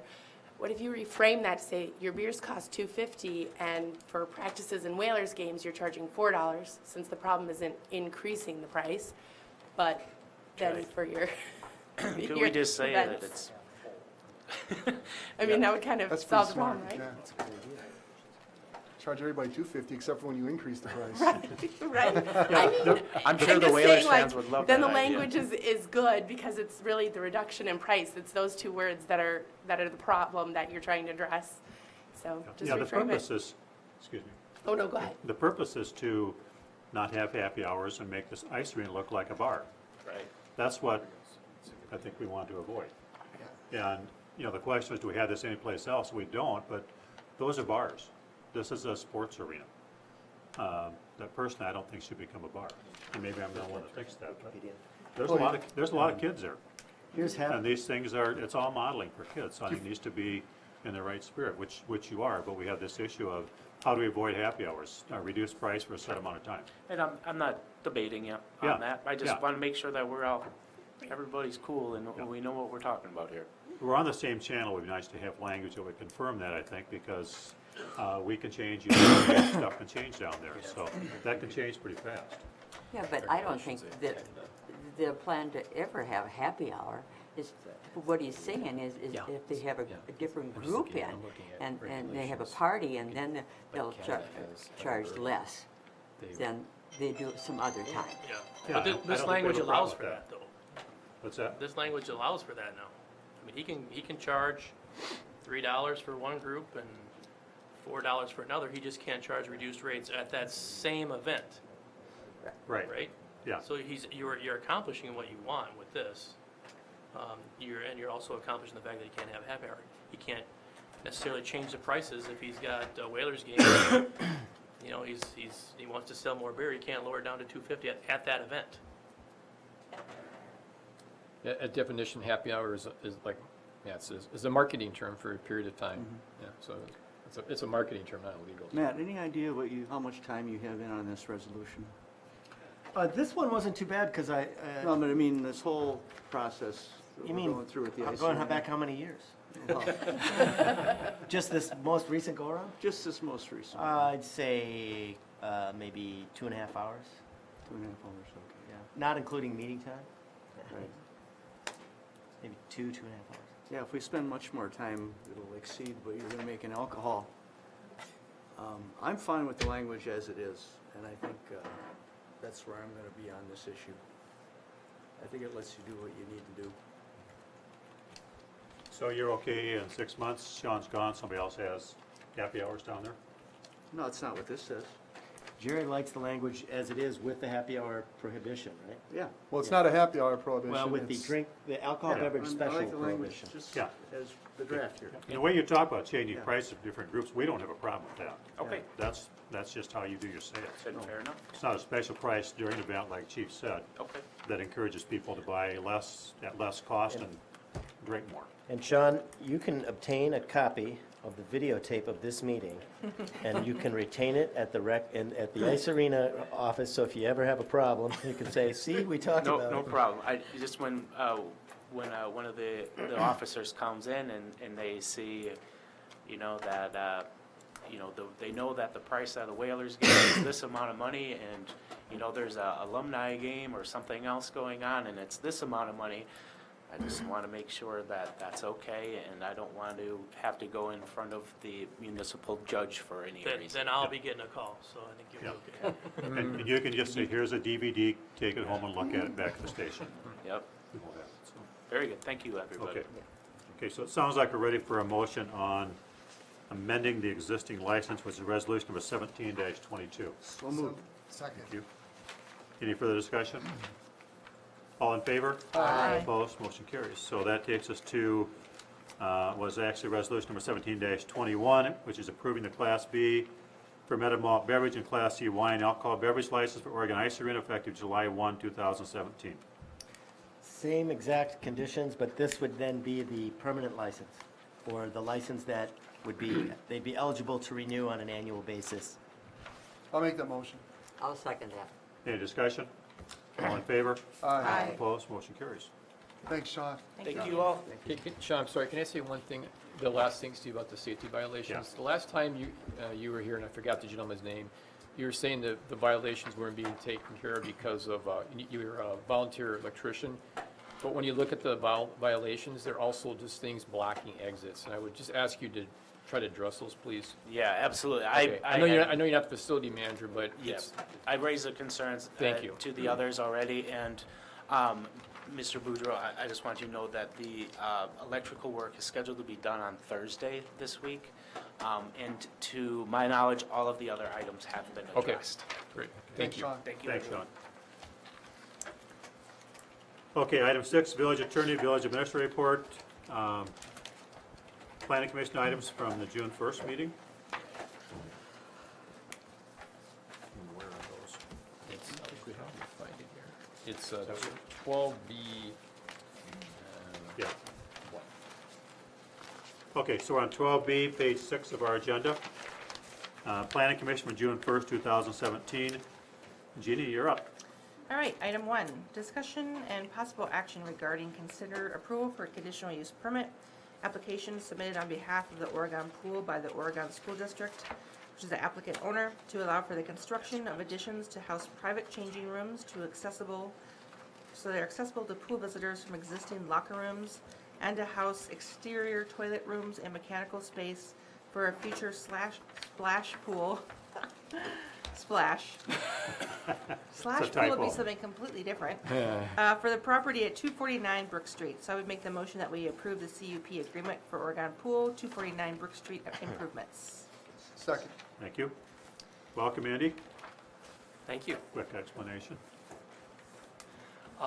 Yeah, this is simply trying to update the locker rooms a little bit to provide a little bit more privacy for our patrons, creating some individual shower stalls in both the men's and women's locker rooms, as well as making a provision for the splash pad. The Board of Education was very supportive of the group that's trying to raise funds for this, and thought since we're already building on in that general area, we could add some bathrooms that are accessible from the outside, as well as the mechanical room that would house the equipment, the pumps and chlorine and all those types of things that need to happen. So we've worked with the organizations that's been developing the splash pad to make sure that we have the ample amount of space and everything per their codes that they'll have to comply with. So we're coming to you for approval at this point in time. If it is approved this evening, we'll probably start construction sometime late summer would be our hope. Okay, thank you. Are there questions for Andy? In the CUP, the Plan Commission gave Jeff and me the authority to work with Andy, doing with the stairs and also the facade. Yeah. You notice that? Okay, make sure you saw that.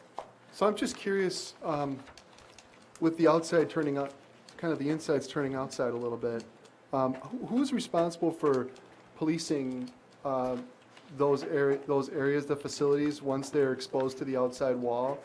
And who determines when they're unlocked and locked and open and not open, those sorts of things? So you're talking about just the bathrooms? So as I envision you putting a hole through the wall and Yep. making access to the bathrooms now from the outside of the building as opposed to through the lobby. Nope, not quite.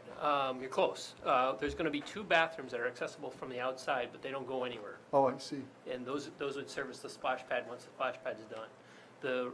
The shower stalls are only accessible basically from the inside of the building, and they're accessible from the current locker rooms, the men's and women's locker rooms. There'll just be a hole that you go through into, not a hole, a hallway, that you'll go into, and then there'll be 4 individual shower stalls on both sides. So the restrooms that are accessible from the outside, who's going to be responsible for locking those, unlocking those, policing those? I think we envision kind of monitoring that entire site. Probably have similar hours to what the pool's out is. I think we envision actually having a staff member probably in our lifeguarding rotation kind of be out there to make sure that things are okay. So it's all enclosed eventually? Yeah. I think there's a fence. I mean, it's not going to be like there's you can't see into it or anything like that, but it'll be enclosed. Thanks. You bet. I have a quick question. Yeah. That, where you're building the splash pool, that was donated to you? Was it, there's a sign there. Yeah, and I I should recall the sign, I have read it a few times. I think it's more of a monument or a memorial for somebody. Yeah, I'd have to go look at it. Yeah. That was That their section of property, land outside right? of the pool? It was actually I the haven't seen village's that. property, I believe, and it was given to the school district, is the story I heard a long time ago. That was the site of the original pool. Yeah, I mean, before, if you go back in old utility maps, you can see the old outdoor pool. yep. But And I there's don't, actually pieces of it, I think, in the ground if you occasionally hit one of those. might find those when you go Yeah. to excavate. So, but my understanding is the village used to run that pool, and then it was given to correct. the school Yeah. district to run. So I'm sorry, I don't know the answer to your I question. know there's back in history, I know where their family did donate that plaque to, and Yep. they had owned that land. So I was wondering how the school Yeah. got that land, or whatever happened. Yeah, as my understanding, the village gave the land to the school district to run it as a pool, probably when the pool was done in, I think, 87? Yeah. 86, 87? So my understanding is, and I can confirm this with Ms. Bossingham, we'll probably find a different location for that monument, because it would be in the splash pad once that's constructed. And they'll take that plaque and move it someplace else. Yeah, I think the organization, the committee that's kind of studying this is trying to be very historical in nature, so my guess is it'll probably play a role somehow in the facility. Okay, thank you. Anything else? We have a motion second to approve the CUP agreement for Oregon Pool at 249 Brook Street improvements. All in favor? Aye. Opposed? Motion carries. Thank you. Thanks. Thank you. Item 2, discussion and possible action, Mary Hill 5th Edition preliminary plat. Jeannie? So I'd make a motion that we approve the Mary Hill 5th Edition preliminary plat contingent on the developer entering into a development agreement with the village and assuring the revised plat is in compliance with village engineer comments. Second. And I think Mr. Lees is here. Yes. If anybody has any questions on that. Any questions? Did you have any comments you want to make, Mr. Lees, or you just want us to vote yes, right? Okay. That's pressure, let me This- tell you. yeah, Just real, Okay. just real briefly, this is just part of the, kind of their continuing expansion to the property that they own. The only thing that we've asked of Mr. Lees and his engineer is, before we go beyond what we see here, we're asking for more of a grand scale plan for kind of the other phases, so that we're accounting for dedication of park spaces, stormwater management, and so we have a better idea of kind of how everything's coming together for that. But they have allocated what they've indicated, plenty of room for the stormwater management on this parcel, and it looks good from this standpoint. Thanks, Jeff. Questions, comments? All in favor? Aye. Opposed? Motion carries. Long time to wait for that, huh? Thank you. Just a quick question. Now, is that the property behind, that he'll fill in behind the cemetery? Cemetery, correct. So, once he is done with that, there will be no property for us to buy? Correct. If you look in the packet, the map behind the center, there's a lot of lots, a lot of land back there, so we still have time left as far as cemetery. Don't worry, darling. Okay, item 3, Jeannie? We'll find a spot for you, darling. Discussion and possible action regarding ordinance number 17-10, an ordinance to repeal and recreate chapter 22 of the Village Code of Ordinances relating to stormwater management and erosion control. So my motion is that we waive the first reading of ordinance number 17-10. Second. Thank you. I, for one, am just shocked we do not have a full gallery tonight on this matter and before us. This is kind of a housekeeping item. Just a few things that, Matt and, Matt and his Vanessa have kind of gone through our stormwater ordinance just to clean up a few things. When we've gone through some stuff in the last couple of years, we've found a few things that we kind of wanted to add. Basically, as it says here, more robust set of requirements for the stormwater maintenance agreements, making sure that we are not more stringent than what state law is, because that is not allowed for the purposes of flood control. And then lastly, I don't know if you remember, we had an issue one time with the development and concern over whether some safety features were being installed as part of the stormwater management that we were going to take over. And what we have now is we will actually be incorporating that into design standards just as much as we have design standards for our water system and sewer system. So, is that it? Any questions for Jeff? Okay, so the motion second to approve or waive first reading of ordinance number 17-10. All in favor? Aye. Opposed? Motion carries. Now we go back to item 6 again, right? Yep, 6B. That'll come back for a second reading, Mike, is that right? Yeah, yes. And adoption. Okay, item 6B is to update on regarding the amending the village's nuisance and dangerous animals regulations. I believe the plan of staff is to refer that to public safety. So we're going to meet next week with Matt and Holly and along with the chief, and then we're gonna go back, we're gonna put it into personnel, talk about it at the committee level, and then bring it back to the board. Mike, Okay. what precipitated this item? Something happened? It was at a board meeting a couple meetings ago, and we've had some issues, and when Jeff and the chief looked at it, we're lacking in regulations. Okay, So But the there was board- no incident that caused this to be in front of us? I think there was, and I think that's what brought it to a head, that we looked at the regulations, or they did, and they didn't feel it was adequate. So the board More or wanted- less a lot of little things that, as questions come in and or enforcement issues have arisen, we look at things and go, well, we may be contradictory in some areas, or may not, pardon the term, but have enough teeth in the ordinance. Right? Yes, exactly. Pun intended on that, yeah. Thank you. Okay, item C, discussion of possible action, report from village attorney of potentially paying sewer backup claims in preparation of no-fault sewer backup policy. There's a note, it would cost $9,035 to add coverage of no-fault sewer backup insurance for the rest of 2017. And the claims we have are $480.53 from Sean Christensen at 402 East Netherwood, $17,304.67 from Debbie Tennyson at 200 Ash Street, and $1,435 from Pam Lund at 205 Ash Street. So the possible recommended motion is to refer the sample policy from City of Whitewater to Public Works and Utility Committee for further discussion and consideration. I'll make that motion. I'll second. Thank you. Any discussion? All in favor? Aye. Opposed? Motion carries. Then that takes us back to items 1, 2, and 3, right? For possible action on those tonight? Or Well, where do you want to go with those? I just listed those for reference. Okay. The board can do with, you could approve them, but I think what we were thinking though is that we'd have this policy adopted first. I'm gonna steal Matt's thunder first. Matt has determined that, Okay.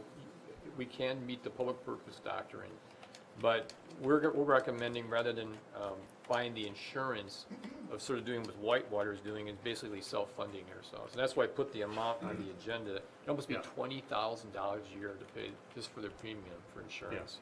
Right. And we don't, knock on wood, we really haven't had a history of sewer backups here.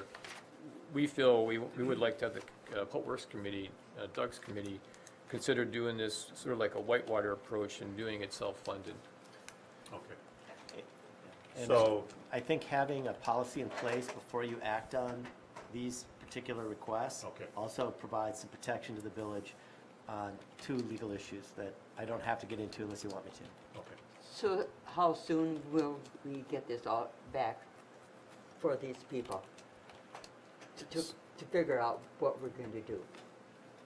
Well, it's up to the committee. If the committee can do it in one meeting, we'll try to bring it out of the committee. If it may take a couple months, I'm not sure. It's hard to. The earliest Public Works Committee would be June 26th Yep. at this point, Mhm. and that'll be a busy meeting. Mhm.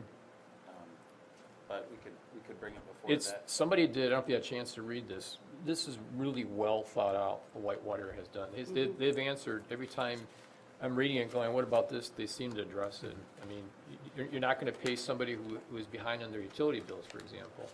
The village could hire someone to help minister the insurance part of it. It's really well thought out.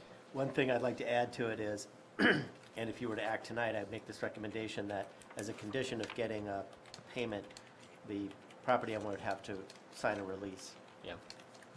Okay.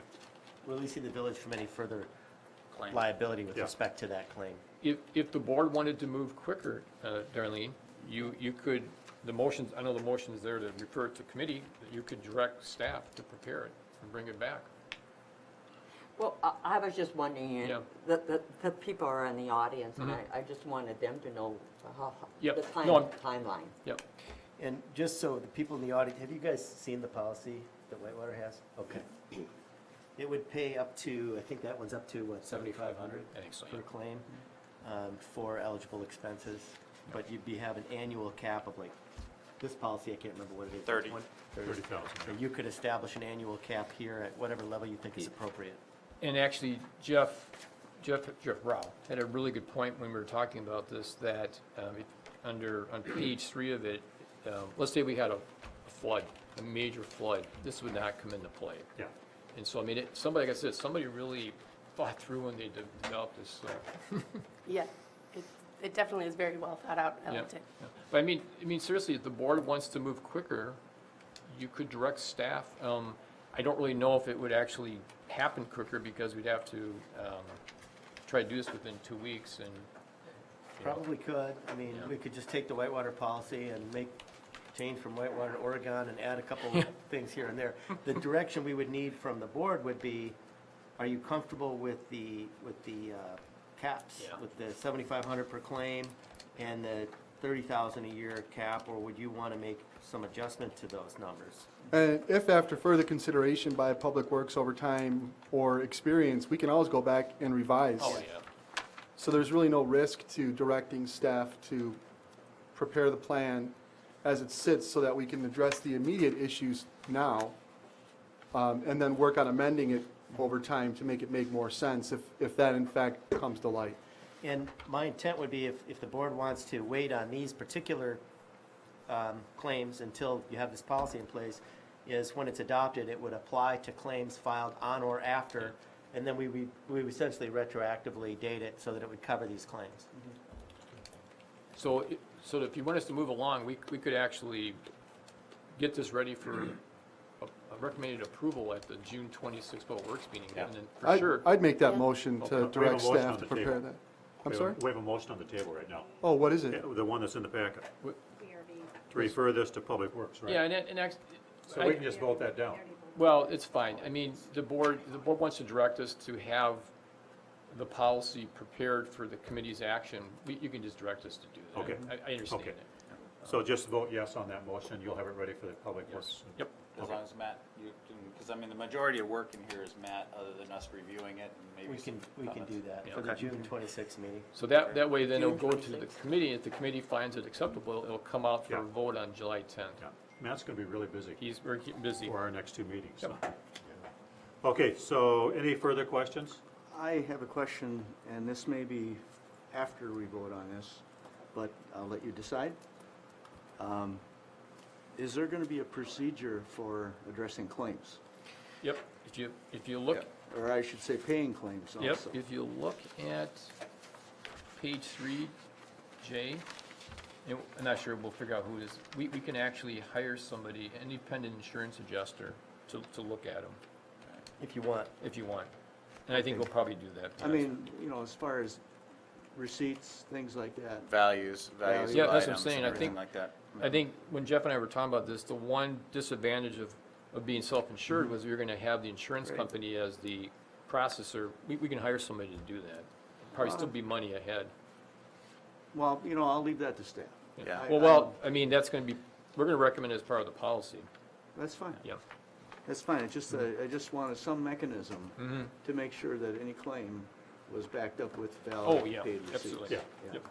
One of the nice things about this is that if you adopt this kind of a policy, I don't even think this necessarily has to come back to the board. If you get a claim and that it's eligible, and they meet the requirements, I think we would still bring it back before the board, So- just for public knowledge and kind of a stamp of approval, I think, for something like that. but the nice thing is, you've already got a policy in place, and if the claim is consistent with your policy, Yeah, it's a lot it's- easier decision than what you've had Yep. here. It still is no fault. Yeah. It's still no fault Right. insurance, so it's really, we don't get caught up in the details of what caused it, who caused it. We all agree it happened, and, there's those limits that kick in. And it also takes under consideration the self-insurance that they have, the private insurance that they Right. have, Yep. and their limits and what their insurance would cover, because this would be secondary to homeowners insurance. Yeah, Yeah. that's discussed in here, yeah. Now, that leads me to another comment. I mean, I've read this policy.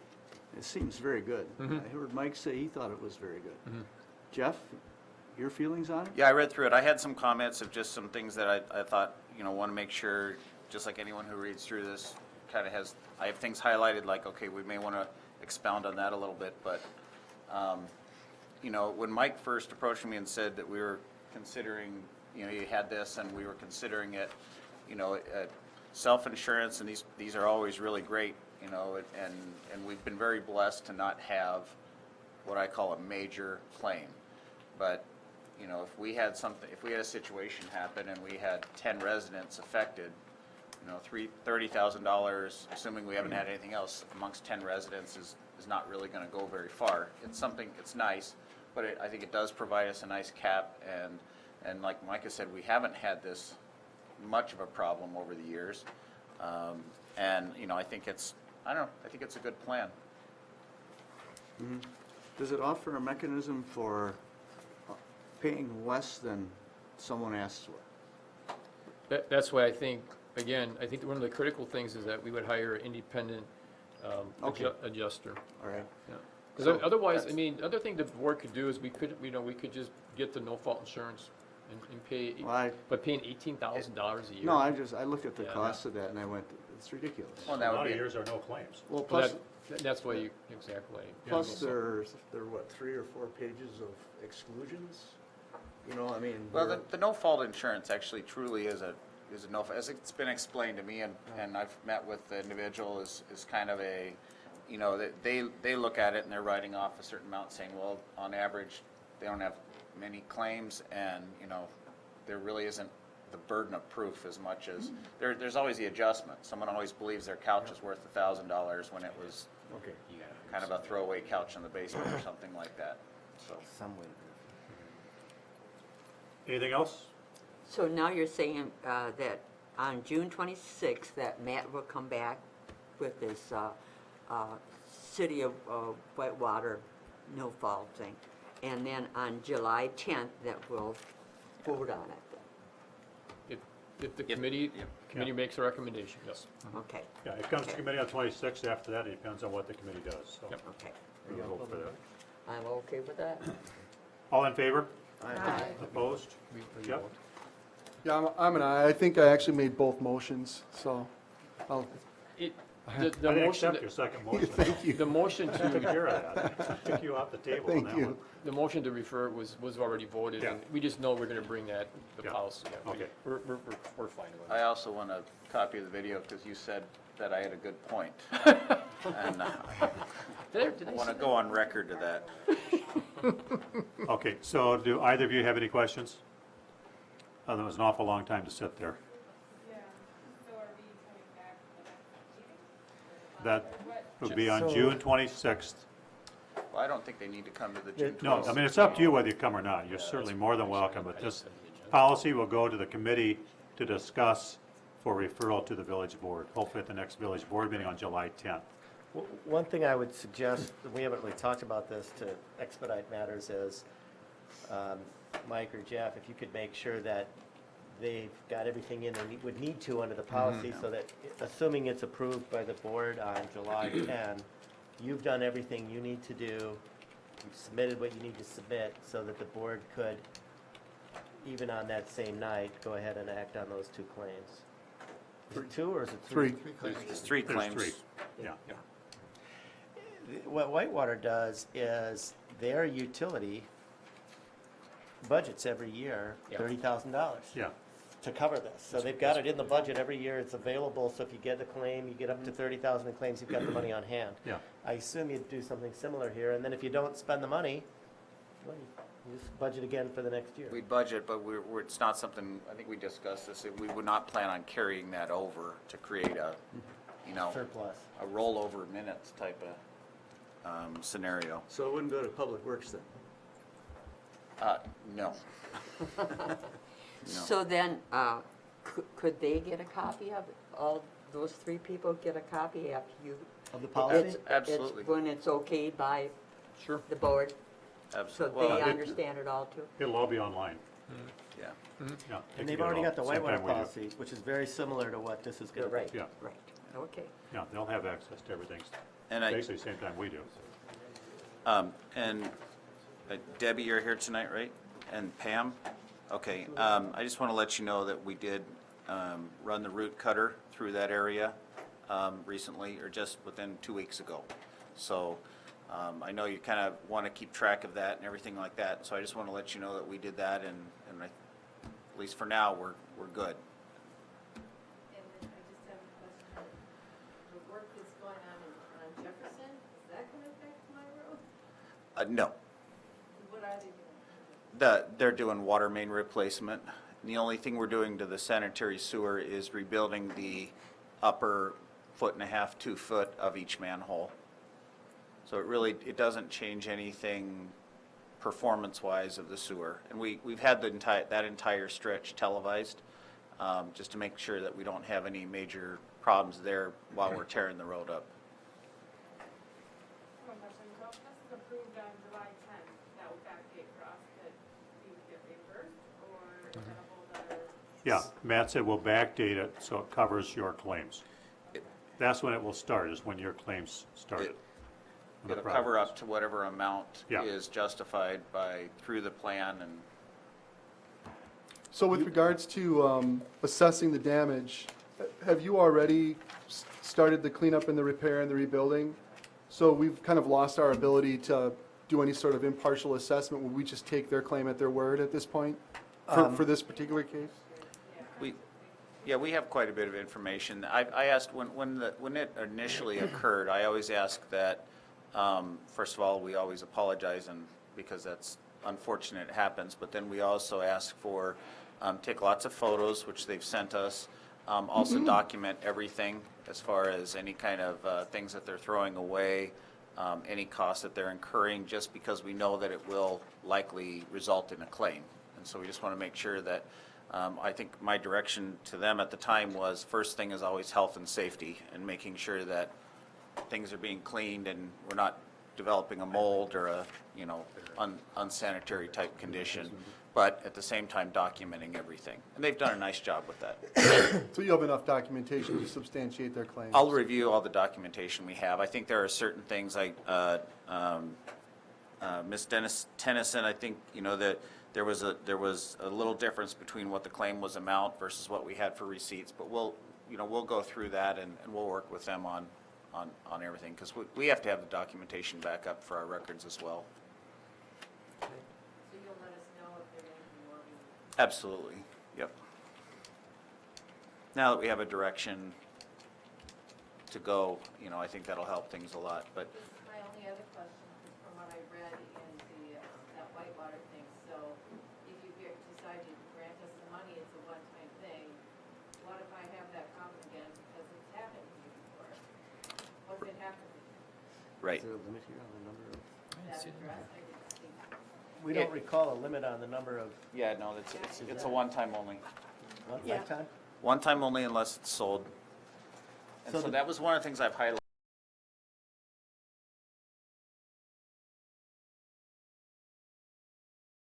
How you want to handle that?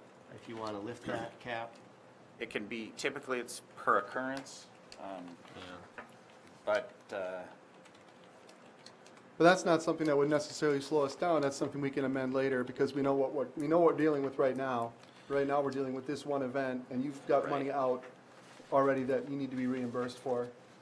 And we can always clean that up. but it depends on what type of liability release that Matt drafts as part of, as part of the agreement to make a payment to them. There's, it's how that's structured, correct? And my intent would be that the release would only apply to the claim that we're paying for. An exact dated claim, Yeah. yes. And then the question is whether this policy would allow for multiple claims over time. The way apparently Whitewater's drafted is you get one time. I don't know why they made that choice, but It's weird how they state it, man. we can. Well, nothing would stop the board, even if the policy did go through as one time in the lifetime of the ownership, there's nothing that would stop the board from making an exception to that policy when presented with the second occurrence. Or from just amending that policy altogether down the road because we don't feel it makes sense. That was the point I was trying to make Correct. earlier. As opposed to, again, we were talking at the beginning of the meeting, I brought up how sometimes we think about things so much and we process so much that we're slow to act. And I think this is one of those situations where we can act a little bit quicker and then clean up the detail down the road. That's my personal opinion. And my only point is, Jeff, that when you're acting on this particular policy, you can either just leave it the way it is, where it says one time, or you could decide now, no, let's take that one-time reference out. You can do that. You can make that decision now, or you could say, no, let's leave it one time and see what happens. That'll be a call you can make on July 10th. I mean, shouldn't be more than a 5-minute discussion, I wouldn't think, to decide number of occurrences. right? That's pretty easy. Right? It's pretty simple. Yeah, we're alerted, so we think about it. And And I don't know why they have it, because you have a $30,000 annual cap anyway, so I don't know why it's there. But it's worded really weirdly. That's the One only thought- thing I don't like about it. One thought that comes to my mind is, you were saying that this document is drafted in such a way that it could just be administered by the administration without coming to the board. If I was going to give the administration that kind of oversight, I might want to put limits in there so that at a certain point, I get a chance to review it to see if there's a systemic issue that needs to be addressed beyond the department. That's a thought that I have in terms of why they might put that verbiage in there. Fair enough. And I would say for transparency purposes, we would prefer it to be brought before the village board. Yeah, you had made that comment, and there's nothing wrong with that. Yeah, My opinion. yeah. anything else in this item? Okay, we'll do item D, review of library impact fee analysis memorandum and possible action, which is Thank you, authorizing ladies. village attorney to update the current library impact fee. So you can go home and tell your neighbors how much fun you had. We're, Yeah, Yeah. I'll be in touch. we're getting there. Thank you. Y'all have the memo? Did you? No? We do. Got the memo. So my partner Laura Callan assisted me with this.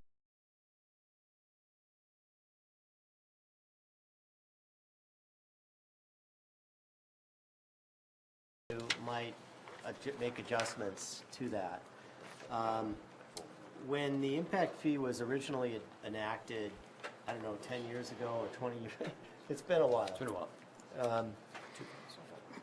The methodology that was used at that time was 2004. So you enacted an impact fee in 2004, and Virtual Kraus did the needs assessment for it. And what they did was they took a look at your existing facility, and they said you have a facility of X size serving this number of people, and so they're saying that's your baseline.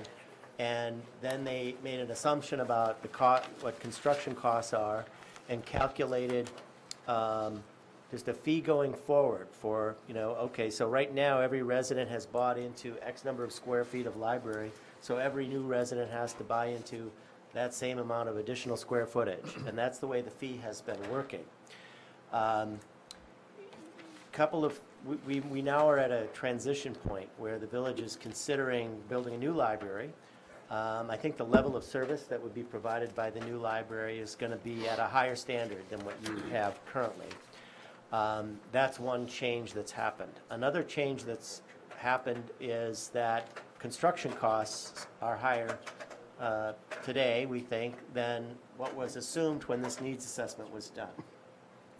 So what we're suggesting is that you consider making both a near-term adjustment to your impact fee, and then potentially a longer-term adjustment after your new library has been constructed and you know what your costs are for the new facility.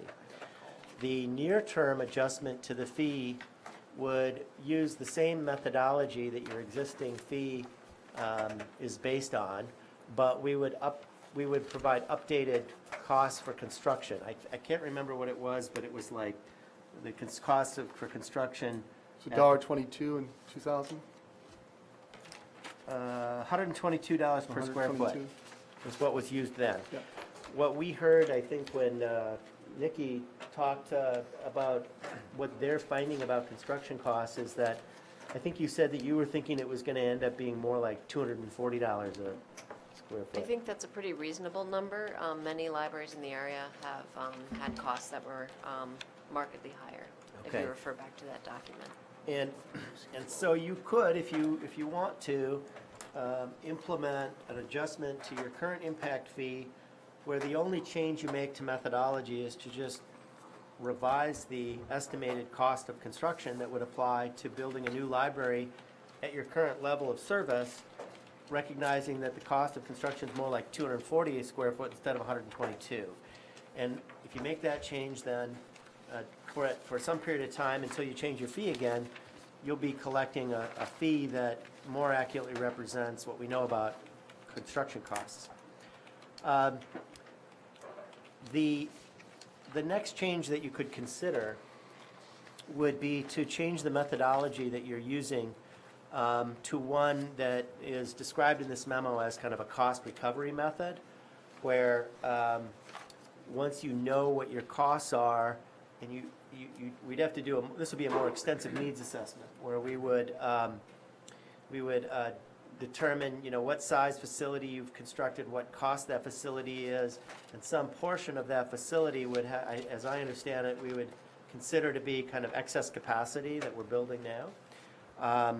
And the new impact fee then would be calculated so that people who are building new homes in the community are buying into that new excess capacity based on the actual cost of the new facility and the excess capacity that we're building into it. We're not at the stage yet where we could actually develop that kind of a fee because we don't have the data we would need to do that. I know that I think I've talked to Mike about kind of the timing of when you might consider making an adjustment to your impact fee based on whether other impact fees that you're currently collecting you'd stop collecting them because you've paid for things. So that's something Mike can speak to, but from a methodology standpoint, the reason we started to look at this was Mike saw the new library coming down the pike here and anticipates that we're going to have to go out and borrow to help fund it.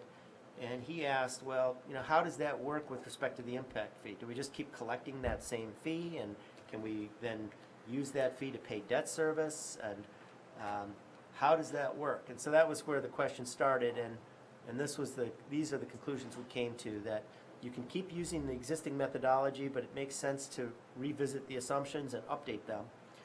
And then it might make sense to change to this new cost recovery methodology at a later point in time. And I think the memo gives you some sense of kind of what the magnitude of the impact fees could be in terms of helping pay for the library, and it's not insignificant. So that's it. And if the Public Works and police impact fees are expiring at the end of the year, so Lisa and I, when we talked about this, we think that we would, if we're going to adjust the library fees, we would make them effective 1/1/18. And most of the building permits have been pulled already for the year, so it's not going to be that. But we think adding them on is just going to, you always got to be careful about the Madison Builders Association contesting this. Yeah. So. I'll tell you though, a brand new library in this village is going to really change where people decide they want to build or don't want to build.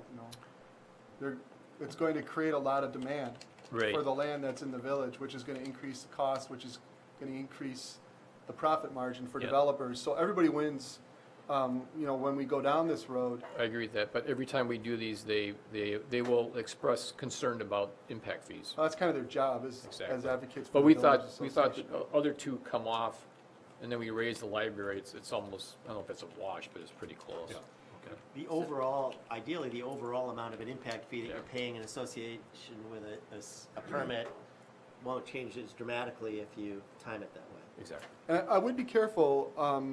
I don't know I'm not asking you the questions that I should ask you up front before I make a statement, but it seems to me that the new police department, which is now not new, is going to need to be either expanded, or there's going to be a need for another police department built at some part in the next 10 years, perhaps on the west end or the east end, and the fire service as well. That building that we're currently in right now, as soon as we get a ladder truck, that building's not going to house it anymore.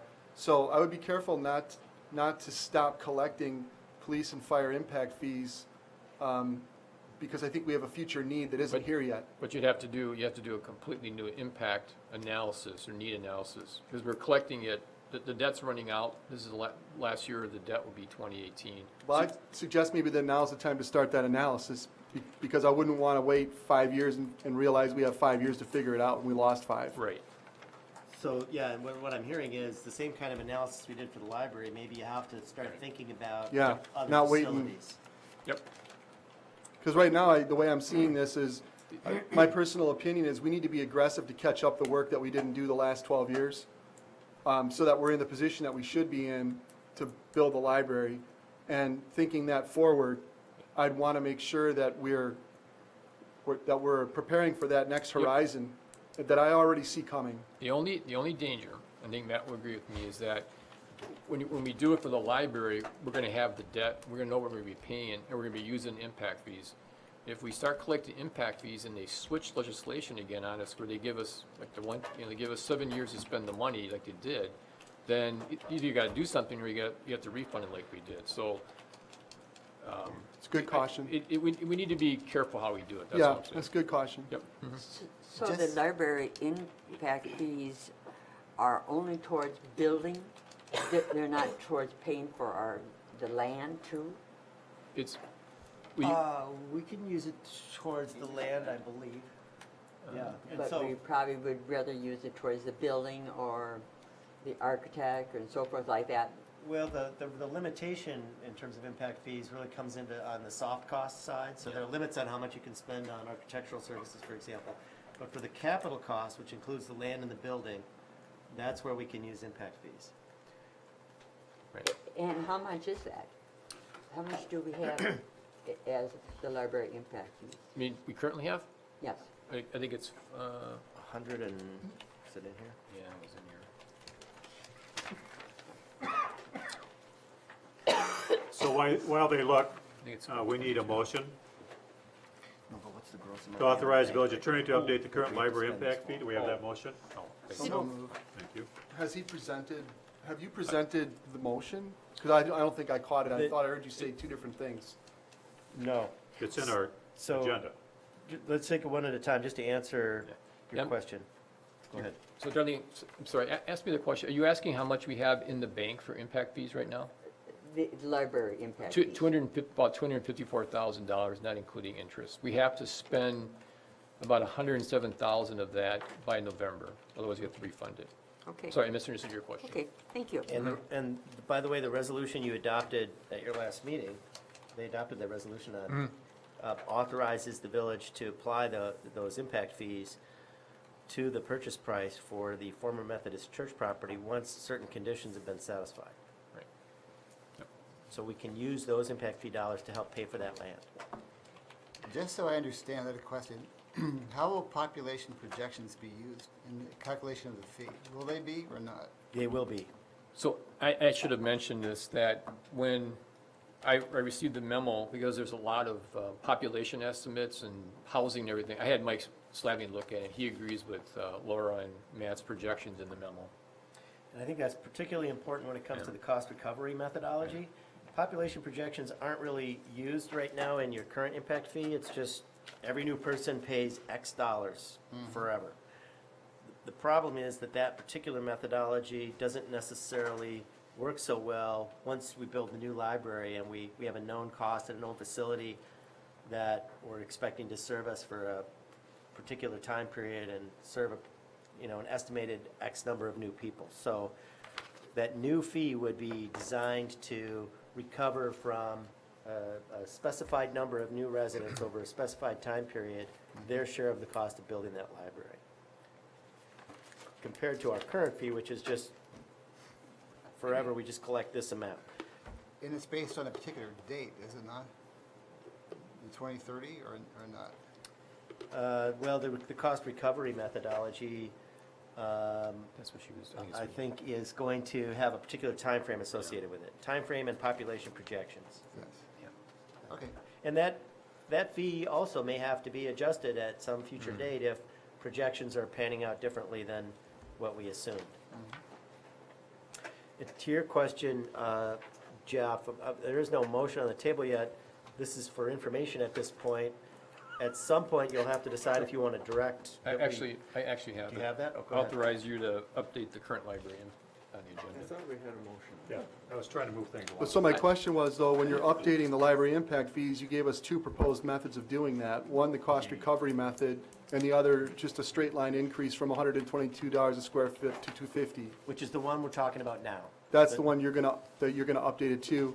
And then we might debate in the future about the cost recovery method and replacing the $250 with that. Correct. I got it. And so that's the motion that's on the table right now, is going to $250 from $120.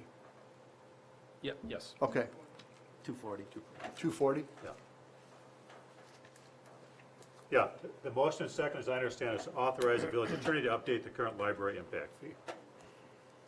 Hopefully that's what the record shows, because that's what we did. That was the motion. Yeah, that's what we did. Yeah. So any further discussion or questions on that? Nikki, anything you'd like to say at this stage, or have we covered it enough? I think everything's been covered very well. I think it's a very thorough memo and analysis. Okay, thank you. All in favor? Aye. Opposed? Motion carries. So we should go to item 17, right? With Kyle Oh.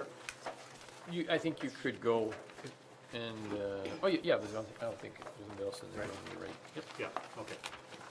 Welcome, Kyle. So, since Kyle is here, an attorney representing us, I'm going to read item 17. The village board may adjourn to closed session during the meeting pursuant to Wisconsin statute, section 19.851E, to develop negotiating strategy for labor negotiation with the Wisconsin Professional Police Association, and pursuant to Wisconsin statute, section 19.851C and E, to discuss whether to extend the current employment agreement with Chief Ewell or have the chief's future employment be governed by state statutes. So moved. Thank you. Second. Thank you. Roll call, please. Boudreaux, Yes. Jacobson, Yes. Grenier, Yes. Carpenter. Yes. Bollig, Yes. Brethauer, Yes. Staton. Yes, we'll go to closed session.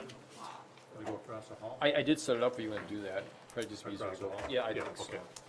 Yeah. So we'll go next door.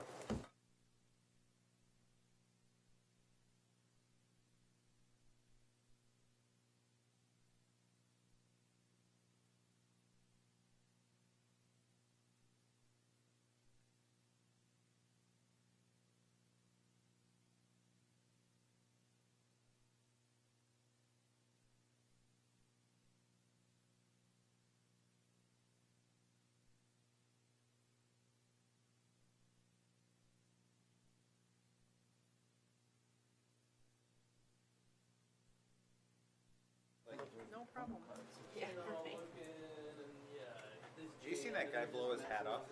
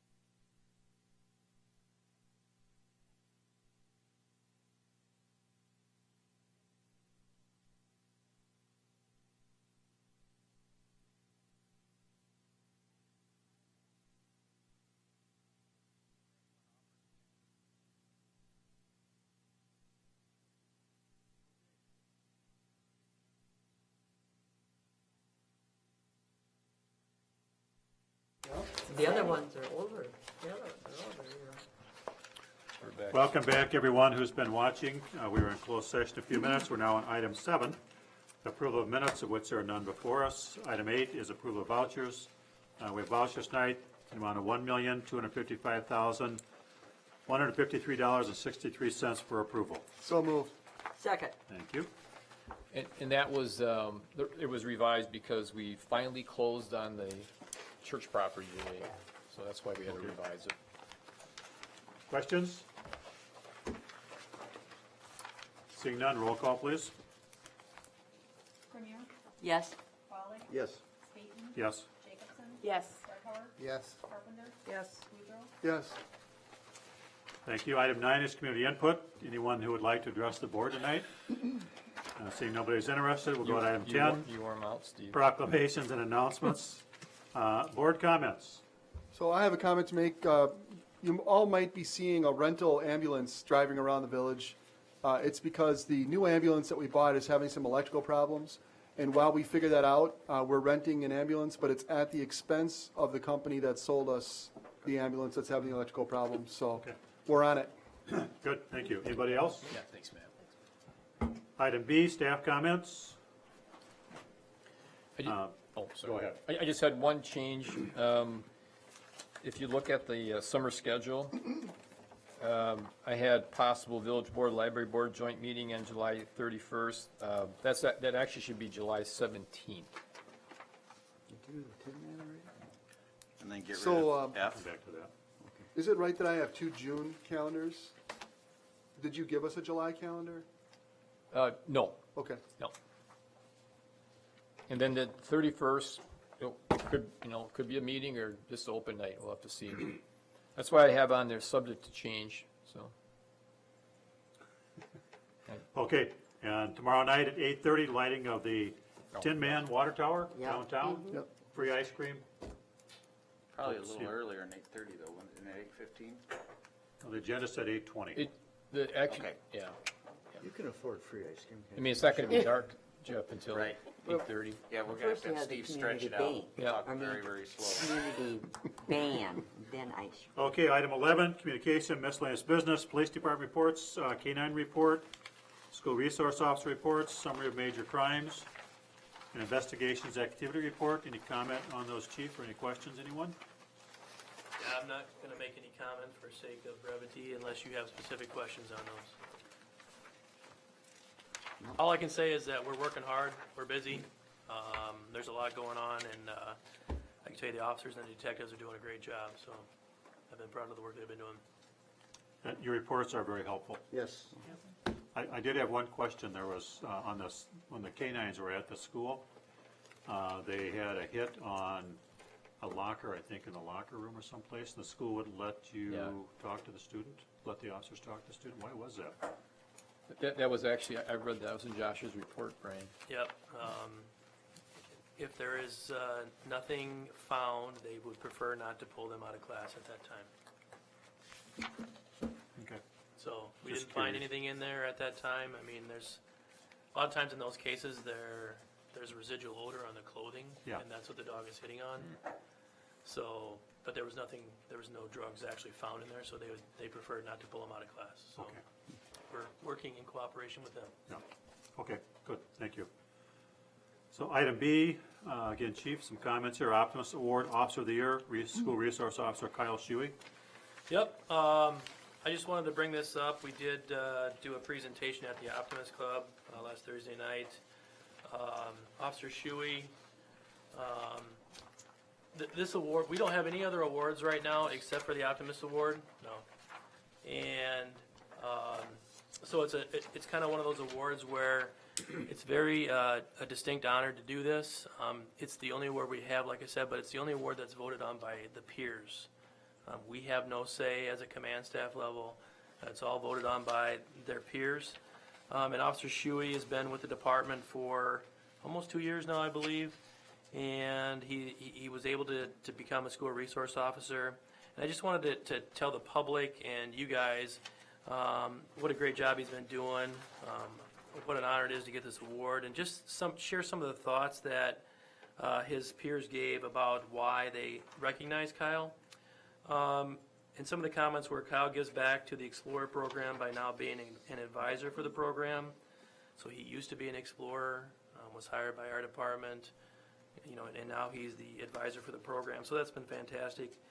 Kyle's goal for the Explorer program is for the program to be fun, meaningful, and he's put many hours to make sure the program is a success. He's always willing to assist another officer and will go the extra mile for students, staff, officers, and citizens.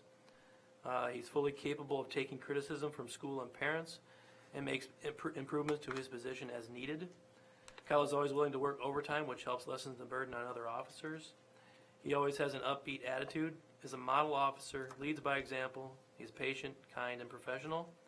And so for all those reasons, he kind of received the overwhelming majority of the vote from his peers. So it was nice to see. I mean, as someone who is local to the area, has invested countless hours as an Explorer, now as an officer, and now as an advisor to the Explorer, and also with the schools. So very proud of Kyle.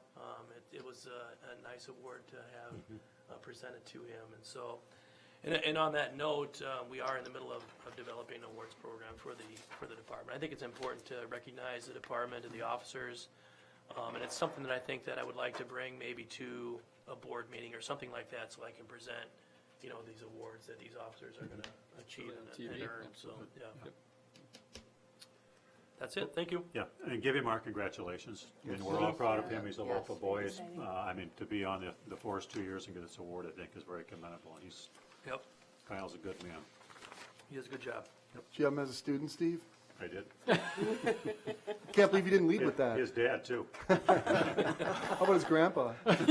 Nope. No? Just his dad and mom. Okay. I thought about it, but I knew somebody would jump on me. I ignored it. You still did it. Okay, review of 2017 master calendar. Looks like staff is going to be fairly busy. Yep. Not as busy as Matt, though. Yeah, I know, we keep Matt busy, I know. Okay, item D, discussion and possible action, approval of amendment to attachment C, commercial card classic agreement. Recommend motion is to approve that amendment. So moved. Second. Thank you. And this is for the villages, this is for the credit card that village employees use, and then we basically, like your personal card, you gain points, and that's where, they just changed the percentage rebate. Okay.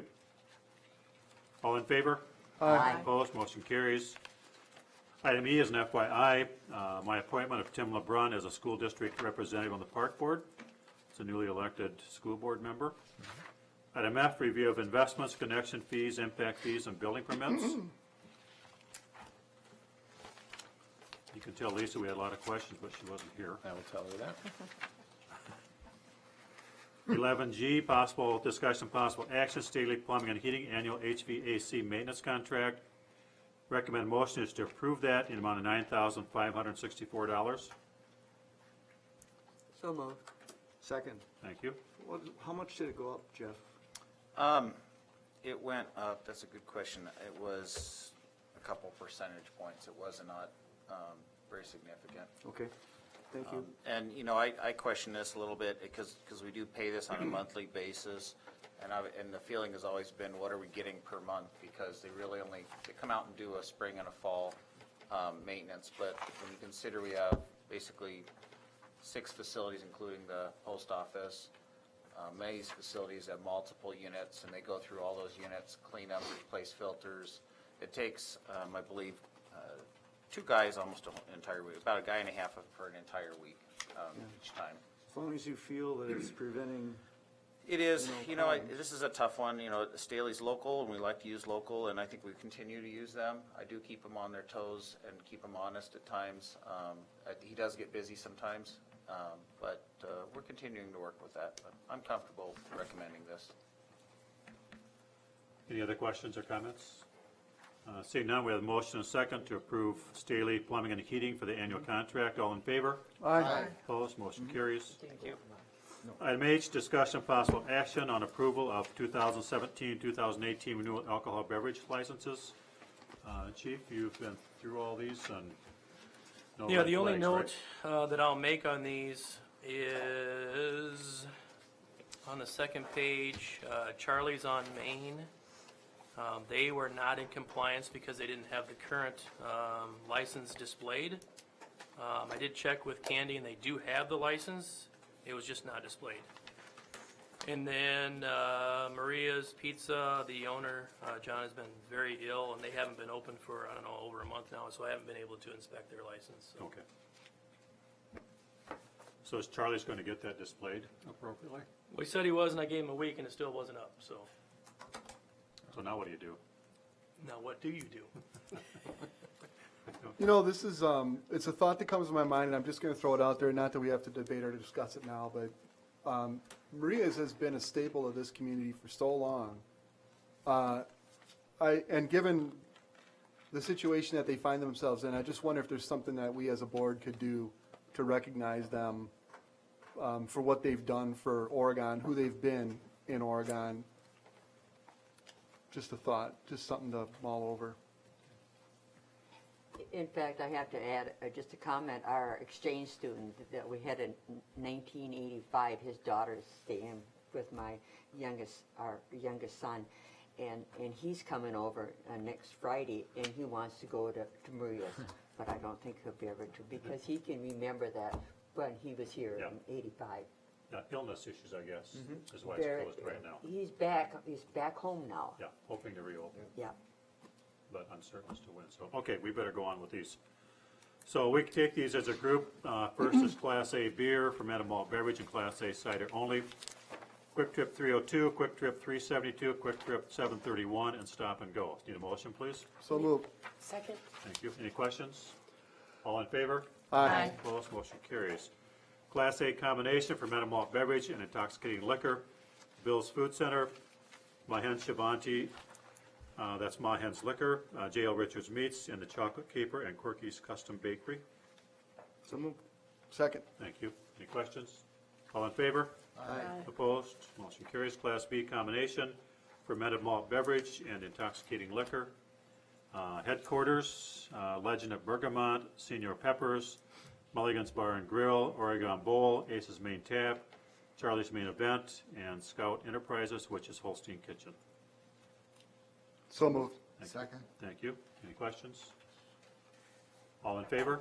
Aye. Opposed? Motion carries.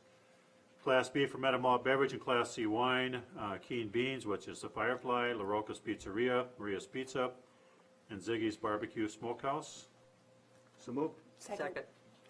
Questions? All in favor? Aye. Opposed? Motion carries. Class B fermented malt beverage, Orcon LLC, which is Pizza Pit. So moved. Second. Questions? All in favor? Aye. Opposed? Motion carries. Thank you. Item 12, report of committees, personnel, public safety, and protection from April 24th, 2017. Jeannie? So the first is discussion and possible action regarding revising the sick leave conversion plan. So I'd make a motion that we direct staff to prepare amended plan for June 19th board meeting. And there's an excerpt there that you can read. Second. Any questions? All in favor? Aye. Opposed? Motion carries. We've done Plan Commission. Item 13, minutes not requiring action. There's some in the packet of Oregon Area Fire EMS District, June 1st. Unfinished business, there is none. New business, approval of pending new operator licenses. These are approved by the Police Department. Legend of Bergamot, Kelly Scogan. So moved. Second. All in favor? Aye. Opposed? Motion carries. Item B, pending renewal operator licenses approved by the Police Department. Quick Trip 302, Dorothy Frandy, Kristen Klimke, Mary Culligan, and Rebecca Ellingson. Quick Trip 372, Pamela Waffleholz, Jody Houston, Steve Olstree, and Kimberly Reynolds. And Quick Trip 371, Sean Merrigan. So move. Second. Thank you. All in favor? Aye. Opposed? Motion carries. We have some future agenda items, which takes us to item 19, which is a motion for adjournment. So moved. Second. All in favor? Aye. We're adjourned. We made it. So Made it.